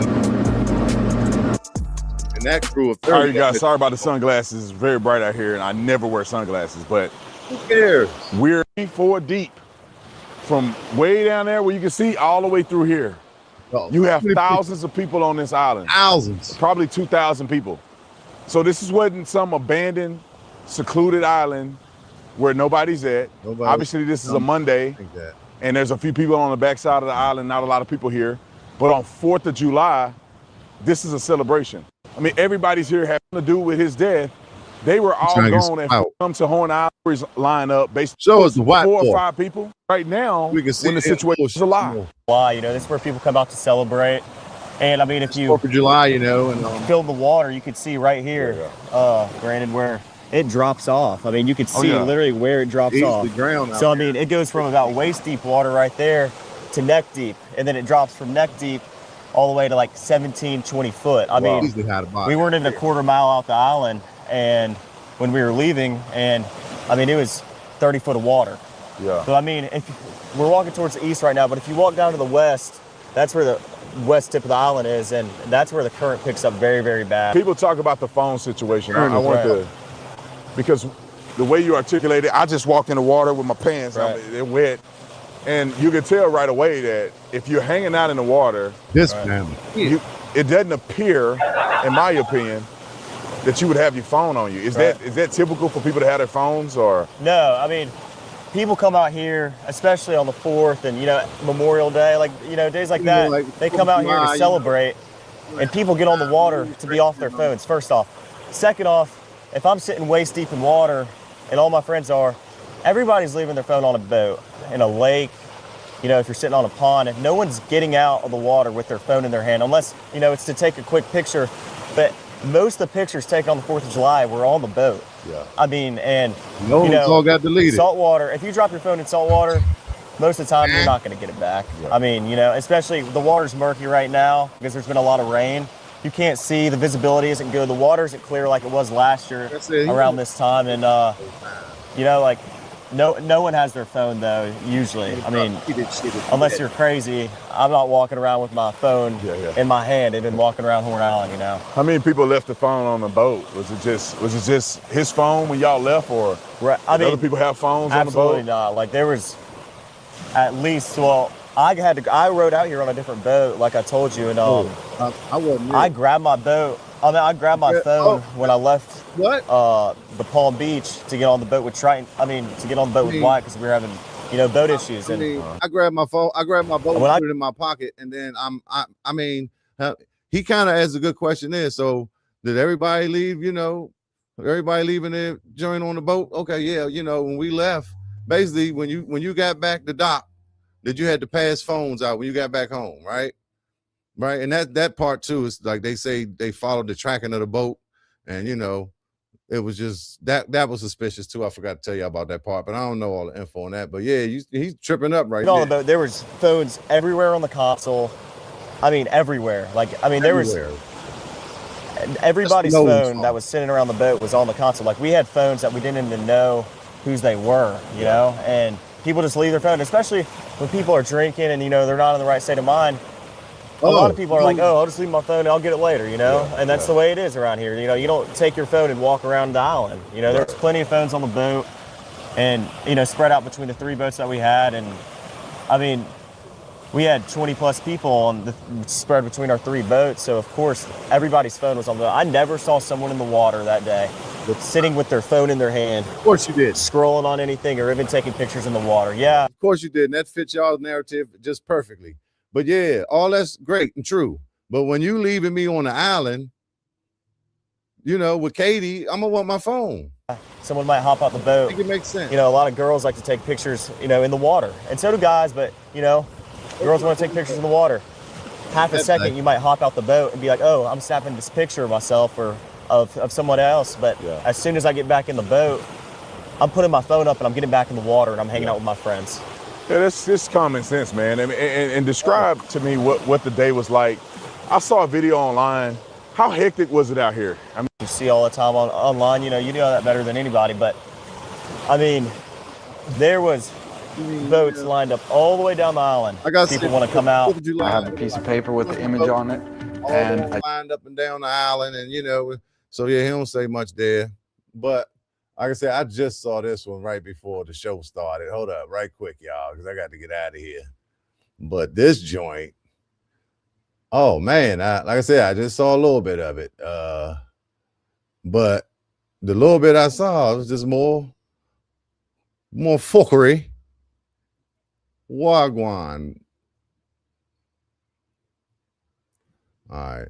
One thing, because I know you mentioned before, is there any chance or any knowledge that you have that anybody deleted stuff from his phone? He showed that in the beginning, but I've never. I mean, Nolan was like a brother to me. Nolan lit up every room he walked in. 4th of July, everybody was out there. That's his hook. It necessitated you guys. All right, hold up. What y'all saying? Right. Dude, why are you testifying? Were you there? Yeah, you right. You laying out a lot of narrative that's more. Oh, he's laying out a lot of. Oh, shit. Wait a minute. Are you testifying? Were you there? He's laying out a narrative that's more palatable, right? Exactly, and you know they laced his pockets, so you know you're doing as good boy was told.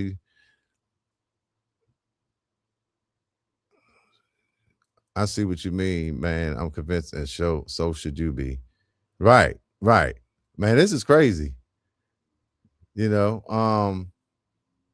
hold up, but this the last one, and I'm gonna get out of here.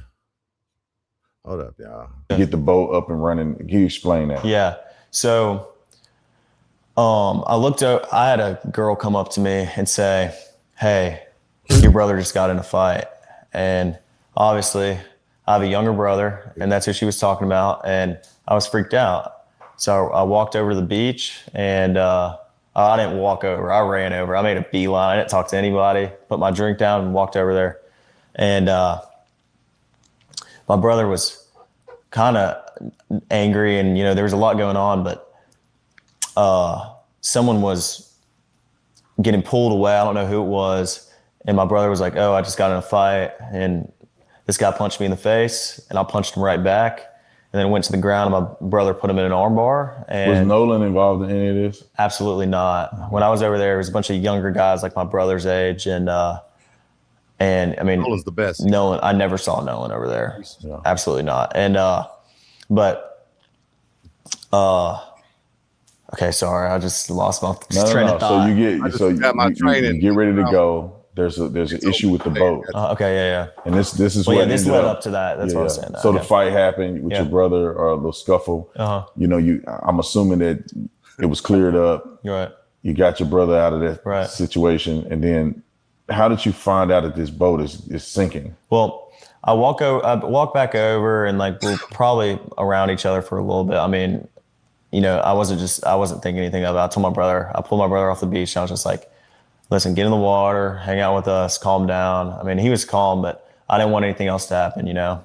And so once I got back over to the boat, I got on the Triton, and the Triton had probably about 6 inches of water up to the transom. And I was freaked out because that's no good. Good friends with Wyatt, and that was his boat. His boat.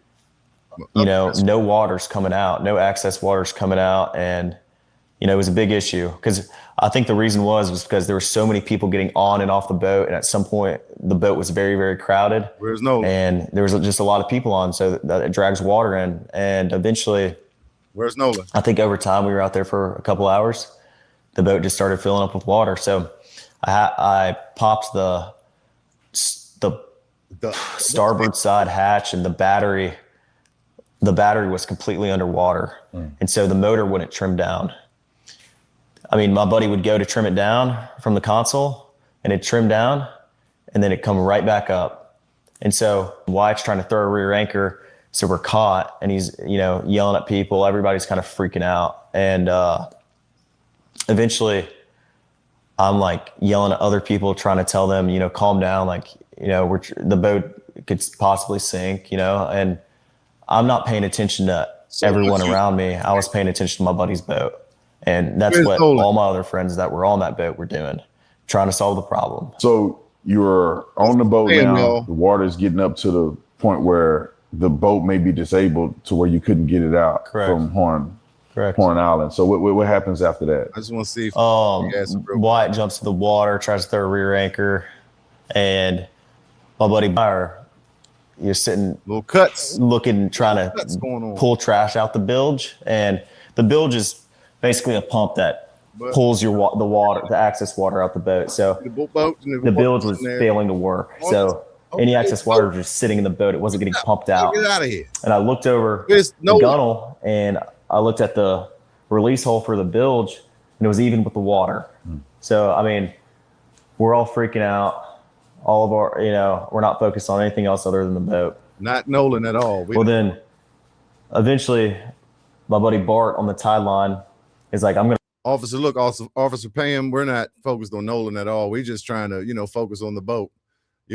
Officer Pam, Tatum is doing this for likes, clout, and whatever they lace his pockets with. I'm just saying that. I don't know. But shout out, because it's giving me some content, whatever. Pull y'all out to where we're out of all this, all this chaos, because we left at 4:30 and there were still just as many people there, if not more than when we got there. Probably around the same amount. It was crazy. Like, there was a lot of people.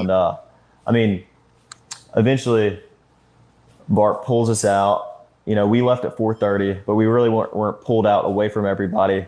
We were probably about a quarter mile out, and we had the towing strap pulled from, Bart's port side cleat or starboard side cleat, and he was on our starboard side bow. And so it was rubbing on his power pole. So Bart turned around, pulled up next to our boat, and we were just trying to get it situated. So that's when Wyatt called. Where's Nolan?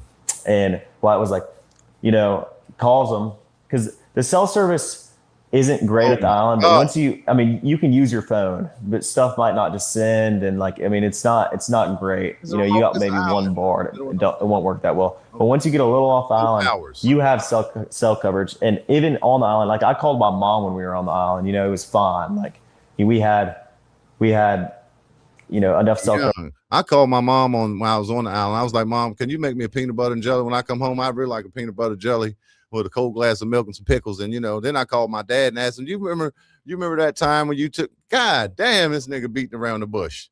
Auntie Sandra say, what did his brother getting in the fight have to do with anything? Right. It's just like a bunch of, misdirection. And, all, like I said, this dude just must have needed some likes and clout, and they paid him. And, why Warren ain't coming on Don Lemon, or why he ain't go to TMZ? I think he did at first when it first happened. Same type of useless information. I think it was the same dude, but why this dude get this exclusive interview? So let's continue on, because I want to see if he gonna ask him the real questions and how this dude respond, because I haven't seen this. Or just make a phone call or shoot a text over, but you don't have enough cell coverage to, like, send a picture, for example. So why? So I want to go back. Right. So I want to touch on that real quick, because the phone thing came up at some point. And so was it when you guys got off the boat? Yeah. Were people taking their phones off the boat, or is that not typical? Because I know that teenagers, Nolan's phone was left on the boat. Phones. Even though, after you guys had left. So can you explain that? Because anybody with their phone, I think people need to understand this a little clearer. Was it typical for people to have their phones left on boats, or did they keep their phones in the water? Or? Yeah. I mean, everybody kind of goes out to the island to get away from, of course, the narrative. Their phones and everything else. I know I got on the boat to get away from, just the regular world. And no, when you're waist deep in water, no one's carrying their phone in their hand, especially at Horn Island. The water has been very, very murky because of the rain. And when it's just very risky. If you're going to have your phone in the water, some people might for a couple minutes and like maybe taking some pictures of each other, I know a lot of girls like to take pictures in the water at Horn Island, guys do too, like people like to take pictures but a lot of the pictures you see are on the boat for a reason. And so, no, I mean, if someone is on their phone in the water, they're using it real quick and then putting it right back on the boat. Okay. We were all waist deep in water. No one's sitting there scrolling on their phone. I never saw that once. And I've never seen that once. And I've been out the Highland my whole life. I mean, that's just not something people do. People aren't on their phones. And everybody has their phone, yes, but it's always on the boat. No one's getting off the boat with their phone. So how did you end up with Nolan's phone? And when did you realize, and when did you first have knowledge that you had Nolan's phone? Right? This is Saturday. They left at 4:30. Nolan ain't come home about 8 or 9 o'clock. Mom's got worried. So, this shit is start breaking because they in the neighborhood, right? So, of course, they heard. I mean, you heard Nolan ain't come home. Oh, yeah, everybody puts their phone on the boat. Let me see if I got his phone, and maybe I can have some clues in there. If I'm innocent and I ain't got nothing to do with it, and that's my best friend, you know what I'm saying? So, when did you find out that you had Nolan's phone? Because I think it was late when that even came out, after his body, I think. That Tuesday or something, I'm not sure. So you guys get ready to leave out of there, getting towed out. Yeah. And then where's Nolan in this situation? Well, Nolan was, the last time I saw Nolan was 3 o'clock. And Nolan was cradling a girl in his arms. Oh. Katie. Katie. And Katie, Nolan was sitting there, and the last time I saw him, I looked at Nolan, and Nolan was like shaking his head laughing, and I was like, dude, you crazy. I was like just joking with him. And but anyway, Nolan, that was the last time I laid eyes on him. But when we were leaving, obviously no one is getting left at the island that came with us unless they demanded to, be there and asked, this is a very common thing at Horn Island. When you're out there, a lot of people ride out there with someone and in with somebody else all the time. I've done that 100 times. I do it all. It's a very common thing, but Nolan was sitting by the boat with that Katie girl, and that bitch. My buddy yelled for Nolan, get on the boat. Your ass on the We're boat, leaving. Nolan. The boat's having issues, and no, he didn't say that, but he was panicking. Nolan, get the F on the boat. Get on the boat. And Nolan said, no, I'm staying out here. I'm going to ride in with somebody else. Give me my phone. And it's not uncommon to hear, but it's not like my buddy asked him one time. My buddy asked Nolan multiple times to get on the boat. Nolan, get on the boat. Get on the boat. We're leaving. Oh, yeah. If you're coming, you got to come now. Let me get my phone for you. Nolan made a decision to stay out on the island. And like he said, he demanded to stay. How many people heard that? Were there at least just a 5 few, everyone that was on our boat right there, because the Palm Beach had already left. My buddy went ahead and went home on the Palm Beach, and 3 guys on the way back. And Nolan wasn't the only person to ride out there with us and in with somebody else. I mean, we had multiple people in our group that rode out with us and rode in on someone else's boat. And that, like I said, that's not an uncommon thing to do. I mean, a lot of people do that. I could name probably 50 people out there that day that ran out with somebody and ran back in with somebody else. So, I mean, it's not like it's an uncommon thing, but it's not like we just left him there or my friends just left him there. Nolan made a decision to stay on the island after my friends asked him multiple times and told him to get on the boat, and he decided to stay. And I heard the girl that he was with, Katie, had text somebody that she heard people yelling correct for Nolan to get on it. Is that true? And I have a picture of that. She texted my buddy, and the next day everybody was panicking and everybody's texting Katie, because she was obviously seen with Nolan the whole day at the island. Katie sent a message to my buddy the next day and said, this is the last time I saw him, he's really sweet. But she also mentioned that the last time she saw Nolan was when my buddy was yelling at him to get on the boat. And she was right there to see that Nolan decided not to. Okay. Yeah, and so you guys get in the boat, you start to get towed in, and you make it back. Now explain I don't think how by the way. that you get to the point where you were concerned about Nolan, because obviously you said, hey, Nolan, y'all need to, or somebody, not when you, did I but get to that point? You guys had made mention Nolan need to get on a boat. Yeah. He didn't. Yeah. You guys get back to wherever you're going. Right. Explain that. Did you guys go back to somebody's house, or you guys we got like what happened there? And then when did you feel like, well, wait a minute, where's Nolan? Right. Okay. Well, running in was very chaotic. I mean, Nolan chose to stay on the island, so my focus wasn't on anything else other than the boat, because the whole time, if the boat doesn't get in, then no one gets in. I don't want to sneak out there on my buddy's boat, and no one does. But my buddy Wyatt jumped out and pulled the plug on the boat once we kind of got out there, because he got the motor to trim down, and the motor trimmed down. My buddy Wyatt pulled the plug, and we planed off. We moved all the weight to the front of the boat so we could plane off. And all the details and logistics of the boat. Eventually we planed off. And the boat was running. So when you're planed off and you have water in the boat and you're hauling, we're going pretty fast. We're going probably 40, 42 miles an hour. And so all that excess water that was built up in the boat is coming out of the boat. So, I mean, that's what we had to do. So we ran into Fort Bayou, and we didn't just run straight up. My buddy.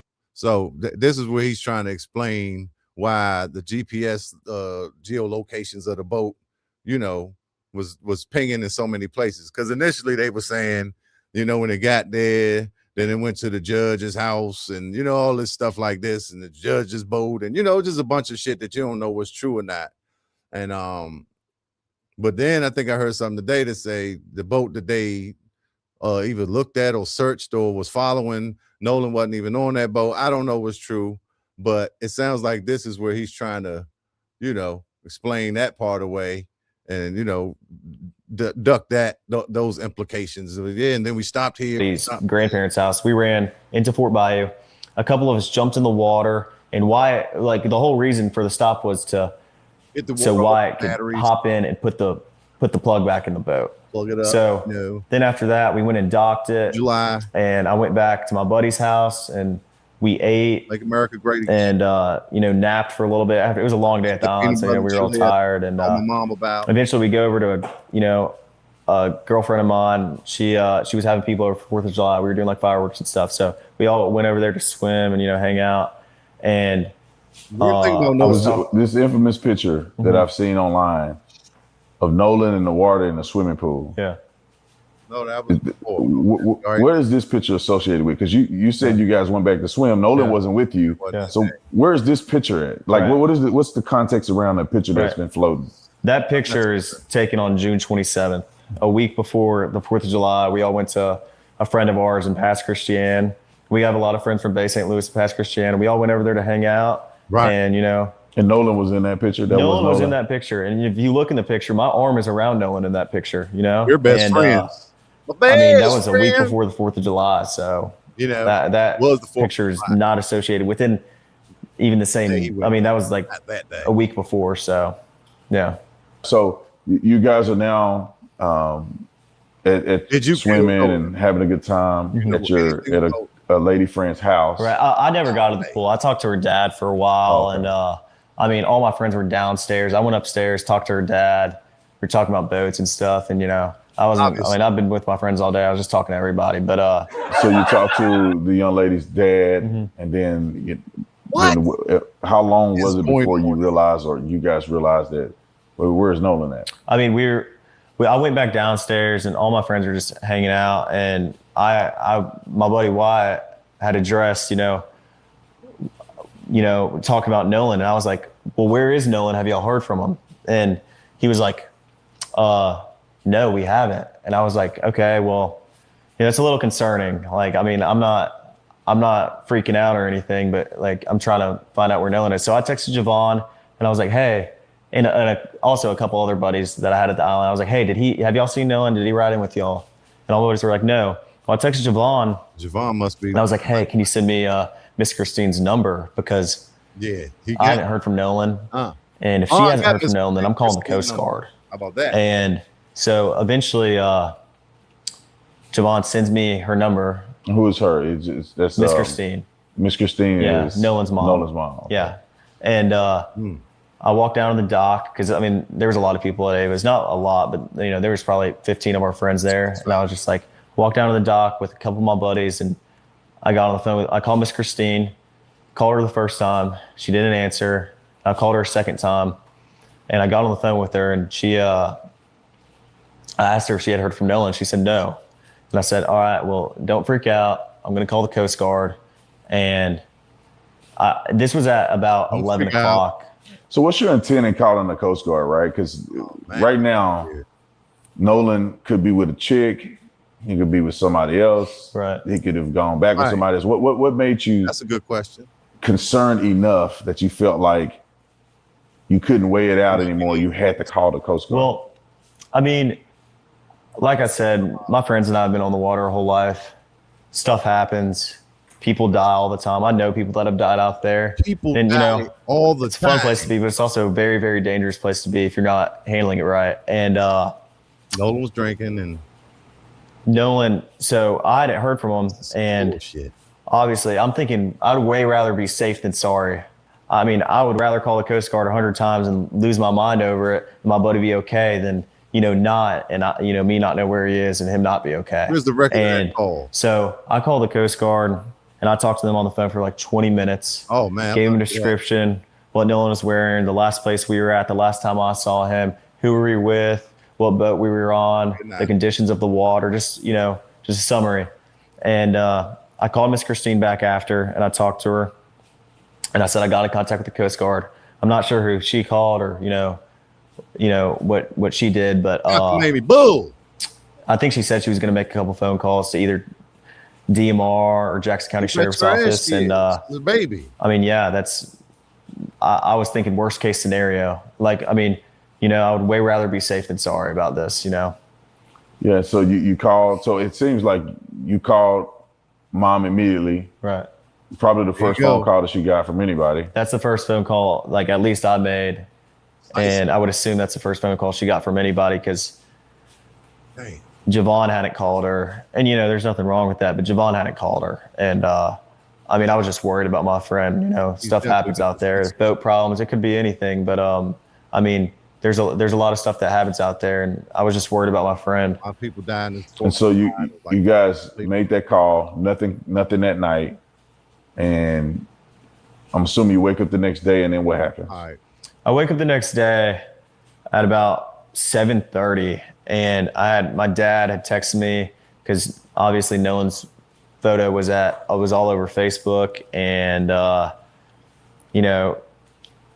just saw it everywhere, and I was freaked out because I was like, oh my gosh, like that, I assumed Nolan's just we had been drinking all day, and like that he's just sleeping somewhere, and that he's okay, but he was just sleeping. I didn't want to believe that if we didn't know for sure. So, I mean, next day I woke up, and my stepdad walked to my room, and he said, hey, like, have they heard anything about Nolan? Like, what's going on? Because I hadn't spoke to him, and he was like, I was like, yeah, no, like, I don't know. I had just gotten up, and he was like, all right, well, we're going and getting on the boat and looking for him.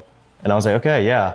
So I got my buddy Ricky, I got my buddy Brooks, and I got my buddy Jax. My mom came on the boat with my stepdad and I, and we all went out there and looked. When I got out there was... Damn, that little look he had just now was Jack. Eve. Weird. What's up, Sean? I'm the lockdown CEO. Look right there. Yeah.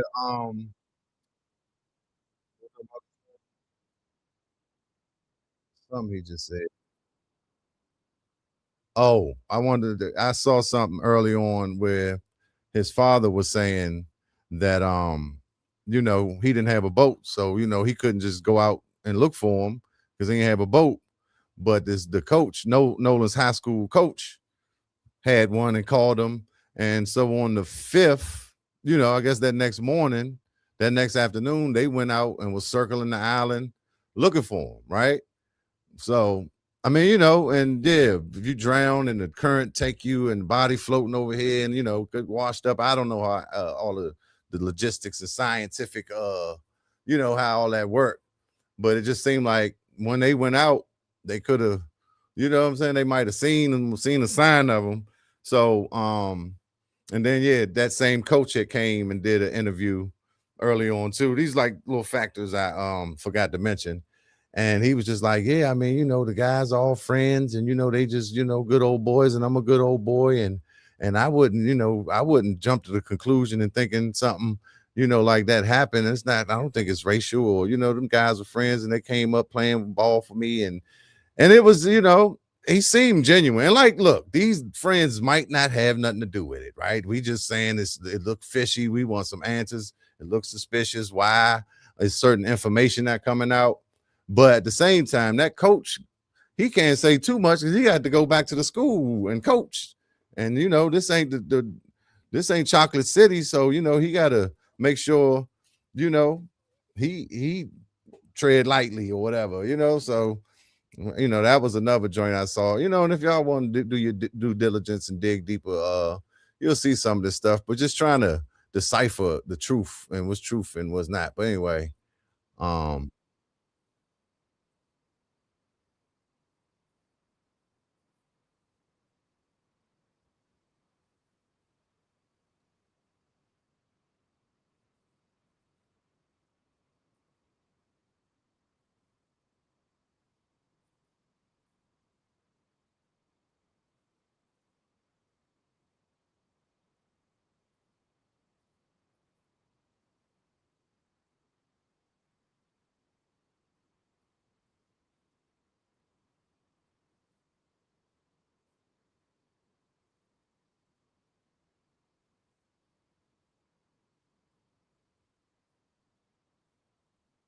shit, my bad, y'all. Damn, I'm sitting watching shit. Hey, well, it got to be about 1 o'clock on July 5th, and I was like, my mind started to turn. I was like, man, you know, if he's not awake yet, like, where is he? Like, you know, like I got very, very worried. And, you know, I was with my buddy Brooks the next day, and we're driving, and I just bust out crying. My buddies were texting my group chat. They were like, hey, listen. And then I got a phone call from my buddy Trace, and he was like, hey, man, they just found his body. And I was like, I wanted to have hope, but it was really, really hard to have hope when they haven't found your buddy in the last 2 days. And that you don't know. But there's still a little bit of hope there, you know, like maybe, you know, I've been to his house. He's not gone, and maybe, you know, he's okay. But I don't know. My reaction was just, I was with my buddy Brooks and I broke down. I mean, I haven't experienced death a lot, but especially with someone I'm as close with as Nolan. And I mean, I broke down, and I sat there on my buddy Brooks' shoulder and I cried. Right. And but I was upset. I made a couple phone calls to my buddies and checked up on my buddies because, you know, I care about my buddies too. I mean, like, we're all experienced this. Like, we all realized at the same time. We all heard the news at the same time. Like, you know, he's gone. And so it was really, really hard on me. I mean, I've never experienced something like this, and it was traumatic. I mean, I could tell you where and when I was there, when I got that phone call, you know, where I was. And I just remember, like, it was insane. Like, I can't even put into words how upset I was, you know, and how upset my friends were. I don't know. So anyway. And then comes stories and get to the backlash right. and the craziness. I mean, you guys are now hearing that you're responsible for it. You did it. You killed Nolan. So what was the next step? Did you guys ever engage with police or? Yeah. So the first time I talked to the police was July 7th. I talked to the lead investigator, and I told him my whole story, top to bottom. Dotted every I, crossed every T. I told him everything I knew, every little detail. I mean, everything I could, you know, tell them to try to figure something out, you know. Well, you don't want to talk to the cops, or no, of course some not. Other guys? You know, every person that was included, especially, you know, the guys that you see on social media, everybody cooperated with the police fully. You know, Nolan was with us on the way out, and he rode out on the boats with us. So, I mean, we were the first people to get questioned. I mean, we cooperated with the police the first time they called us, and, you know, we talked to them, you know, as soon as they needed, and we were fully cooperative. And we see Benjamin Crump coming to town, made it about race. Right. It's cool. What's your feeling about that? Do you think that any of this has anything to do with race, or, because, I mean, obviously something happened to Nolan. It appears that you guys may not have been involved at all. When I say may not, it's no evidence that you were involved at all. You guys had left. Right. But do you think that there's a racial component to any of this? Of course not. I mean, I think if Nolan ever felt the most little bit uncomfortable around us, which we never gave him a reason to, but if he did, he wouldn't hang out around us. But if you go look on, you know, like my friends have had Nolan posted all over our social medias, we just since freshman year in high school. Like, if Nolan ever felt uncomfortable with us, why would he be hanging out with us all the time? I mean, every day we're back from college, we hang out and we're around each other all the time. So absolutely not. I would never look at Nolan any other way than I would any of my other friends. I mean, haven't been to his he was house. like a brother to me. You guys had been interviewed by law enforcement. All of you guys have given statements.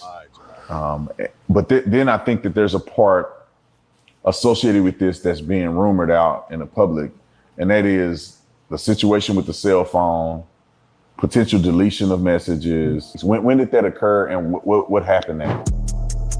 Oh, he trying to stretch it out. I ain't even know. Oh, get out of here. Get off my damn screen. You jive turkey. You know what I'm saying? You know it's for clout and likes and views. You know what I'm saying? Because you wouldn't be stretching it out like that, right? This is some bullshit. I can't believe that. I thought that was the last one. That's why I played it, because I figured the questions was going to come out. But yeah, just want to know, Auntie Sandy D, just want to know the last person Nolan was with. There should be a timeline to determine who he was with, and when they last laid eyes on him. But Katie is the story is that it was Katie. She was the last person. They pulled off at 4:30ish, and you know, so the story goes that it was, you know, him and Katie, but then everything goes blank, right? There's no more information after that. And like he said, when they left, it was hundreds or thousands of people, probably everybody. Nobody's leaving before the fireworks. You come to the island on the boat, you know, to drink and chill in the water and watch the fireworks. It's the 4th of July. It's the 4th of July. You know, it's like 200,000 boats out here. And, you know, and the water came up to the battery. And, you know, we had taken in water pretty fast in starboard. It was this, you know, 4 feet of water. And over here on the other side of the boat, it got to like 20 feet. You know, it's the 4th of July. You know, I was out with my friends. You know, I wasn't paying attention to Nolan. Okay, yeah, Nolan was hanging with Katie. That's cool. That might be why he only had a couple conversations with Nolan.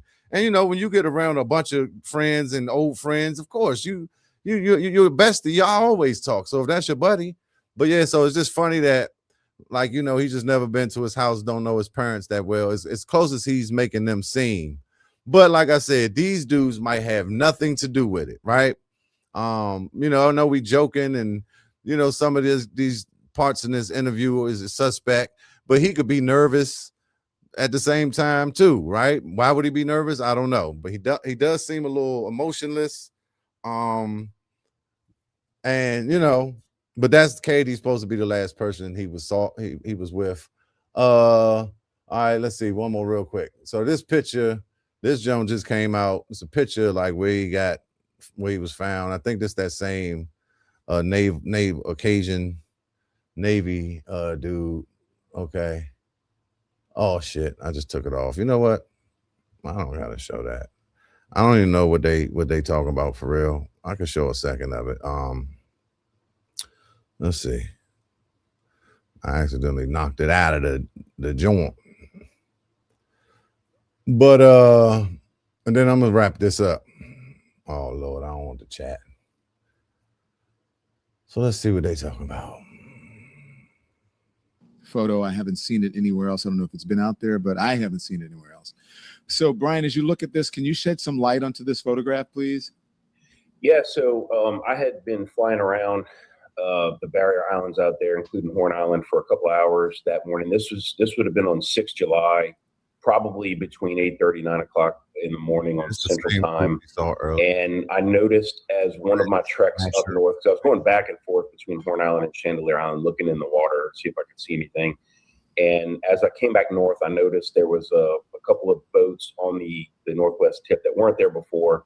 So I descended, started circling, and as I was doing that, more boats were showing up. You can see there's at least half a dozen or more boats there, and I could tell that they were law enforcement vessels. There was law enforcement personnel on the beach. You could tell just by their attire whether they're sheriff's office, DMR, basically what whatnot. But they were all officials, and I figured something was going on. They were setting up a mini command post.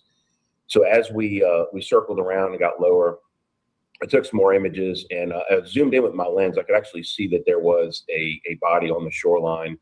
But what I found out later was one of the pictures I snapped of the scene, if you zoom in, you could actually see the body. Now, it's not a clear picture, but you can make out that it is, in fact, a body that matched the description of Nolan Wells. Now, that photograph is out there. I've seen it, but you and I think law enforcement don't want it shown until. So. Yeah, Auntie. So yeah, Katie was supposed to be the last person he was with. Then like a week or two after everything, it was an image that came up, a video where it looks like him on the boat.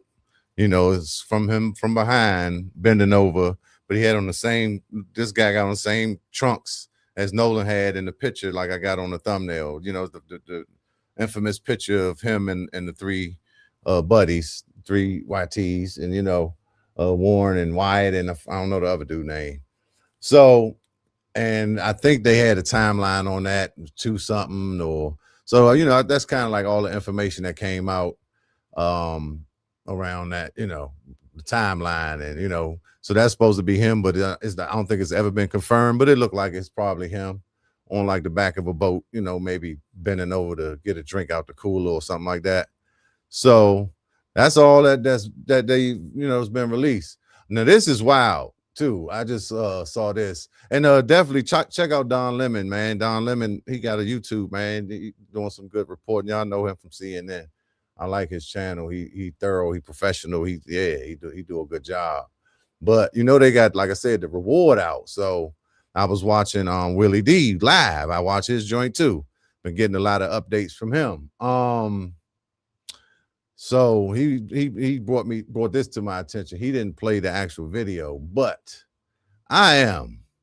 Now I don't know, you know, this could be, you know, clout chasing too, but it's weird. And what if it's true? What if this is true, guys?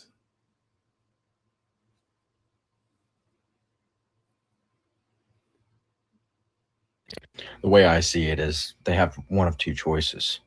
1, they can make things right, or 2, I leak everything. The way I see it is. Yeah, you know, this could be some type of, oh, he can leak everything. I don't know. Anyway, just little stuff I've been saying. Yeah, y'all. So like I said, these friends or so-called friends and best buddies may not have anything to do with this, right? But it's just very suspicious how things have been happening if you've been following it, and just the lack of information coming out, which led to them getting the independent autopsy from Roger Mitchell up here in DC, highly accredited medical examiner, pathologist, and I believe that's what Colin Kaepernick you know, footed the bill for that. I think Tyler Perry did the funeral and put 50 up, and for the reward, and Al Sharpton put 50 up. You know, I think it was a live press conference on Al's show. He said, yeah, I'm gonna put up 50, and then I think Tyler Perry texted him, say, I'm gonna put up 52. And you know, a lot of, you know, the world is a stage, so you know, you gotta look at this from your third eye and read between the lines with everything. But at the same time, you know, your heart goes out to the family, and you just want justice for the young man, you know. And if he just drowned, then that's fine. You know, certain shit happens. People die in unfortunate ways. But if it's something, you know, some people are responsible for his death and he was murdered, or, you know, or they covering up, you know, how he died, even if it wasn't purposely, or, you know what I'm saying, could have been an accident. But you see the autopsy and they saying he got he got damage right there, the back of his head, and then they ain't sent up the throat to DC, so he can't further examine that. So just all the mystery and suspicious, fishy things is what's causing the internet to go crazy and causing all the speculation and people coming up with their own stories, everybody clout chasing, looking for views and likes. You know what I'm saying? A lot of people, that's just, they talking about it just to get people to click on their channel because it's a hot topic. It's like one of the hottest topics going. That's really not the case with me. I know I do it for the culture, but I felt this one I wanted to talk about because, like I said, I've been following it, and it's just, it hit me, it hit me like, I felt it. I'm like, damn. And I just, once you start following it, you just like, now you want to know what's going on. And I have a guest for tonight. And of course, I always got something to talk about, but I just thought that Nolan's story deserved to be on a Cheef and Go, deserve some attention, and I could talk about it and shed my light on it to maybe some people in my audience, all 17 of y'all, that might not, have been abreast, might not be informed about what's going on. So, now you can pay attention to it, and we all on the case like Sherlock Holmes. You know what I'm saying? We all on the case. Somebody might think of something, or but the true, the real thing, the most important thing that needs to happen is them people that was there. Somebody saw something, and of course, money make people move. So with that reward, you might have some information might be coming out soon, or might already have some information. They're just not sharing it with us. But I just think it's unfortunate that what is it, Ledbetter, the sheriff, and the authorities, the law enforcement, just feel like they're not sharing enough with the family, or maybe they are and the family just not telling us. So like I said, who knows, guys? We don't want it to be about race. We are loving people. We're not looking for them type of problems. We got enough of them problems. And and some people do look at it and want it to be race, because some people are hateful and always want it to be some shit, right?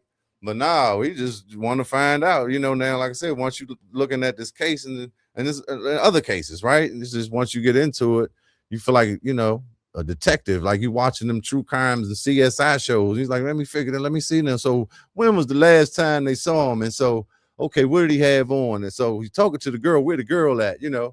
We try to figure it out. That's what we do. So got the whole internet on the case. So, we'll see. But appreciate everybody for tuning in. Where my beat at? Appreciate all my friends for tuning on in. Yes, indeed. Joe Cleasy. Cleasy came through, y'all. Also DJ Billy Bill, Eric Glass at the 70, and 2 others joined. And who was that? I'm so glad you came in. The blend, all of my friends, your Coach Webb 87, a business dude. So glad you came through. DJ Hurricane 13, and that's a Uno Trey. Around the way, Sir D Lee. So glad you came through. So glad to see you. So glad to be seen. Pat Tucker joined. Changing images 1, 2, 3, 4, 5, all the way live. 21 prime time, or 21 join. DMV Pressure Band. Shout out to y'all. Keep it cranking. Winter, summer, spring, fall. Boston Robinson. So glad you came through to join on in. Greasy on the go. On the go. Greasy on go. A Greasy on go up street. Something like that. Oh, Greasy on Goop Street. I like that. So glad you came through. I couldn't see that clear, y'all. Shout out to my man, the entertainer, Lynn Bias 1073. The Lynn Bias family, much love and respect to the Lynn Bias family. One of our greats who died so unfortunately. Yes, indeed. So glad y'all came through. Y'all make sure y'all check out GoGoLoops.net for them Go-Go Loops. Like that one you hear in the back. That's that BYB. That's that BYB, kid. All right, so them are all the Instagram folks. You know, I know they came and went, but I'm still going to shout you out for coming on through. All right, y'all, man, that was a 2.5-hour show. But, you know, some people might not be following this case, and, you know, I'll give you my vantage point on it. And so, much love, one love. Y'all stay safe. You know what I'm saying? Stay out the way of the bullshit and get in the way of the good shit. You hear me? Because it's a bunch of craziness out here. You hear me? Don't start no shit. Won't be no shit now. Don't fuck shit up. Where you at, Sean? These days the world's crazy. The world is crazy, y'all. We don't have no money for bail, no jail time, the hospital, or put a hand on somebody. We don't have no money. Shout out to Paradise Nails. I got to find out baby girl name. She is my favorite. Make money, stay out of the way. Just make money, stay out of the way, y'all. I'm gonna leave y'all with that, okay? Okay, because the world is they're crazy. They real crazy. You know, you got to be safe out here. Nah, real talk though. Appreciate y'all, man. Next week, be back. Cheef and Go, 8 p.m. Thanks, C Mills and Auntie Sandra, for coming on through. Always remain true. You know what I'm saying? And stay away from no jail time, the hospital, or put a hand on somebody. That was evil. It's nothing but the devil. Stay away from evil. And do not. Don't start no shit. Won't be no shit now. Don't fuck shit up. You know, I don't start no shit. But sometimes you got to finish some shit, Sean. You got to let a nigga know. Psycho Sean, y'all. 46 smoking guns. Sean used to let these niggas know. Sean knock people out for fun, okay? But he's a changed man. He's grown up, grown-ass CEO. God damn it. The goddamn CEO. Shout out to my man, Sean Mackay. The Mackay Group, Sounds of Swag. So Swag Music Group. My good man. I'm out of here, y'all. Peace, love, and crank. It's the Cheef and Go Show. It's the Cheef and Go Show. It's the Cheef and Go, baby. It's a vibe. It's a vibe. 95, I pledge allegiance to the great. Oh, as long as I'm alive. Cheef and Go.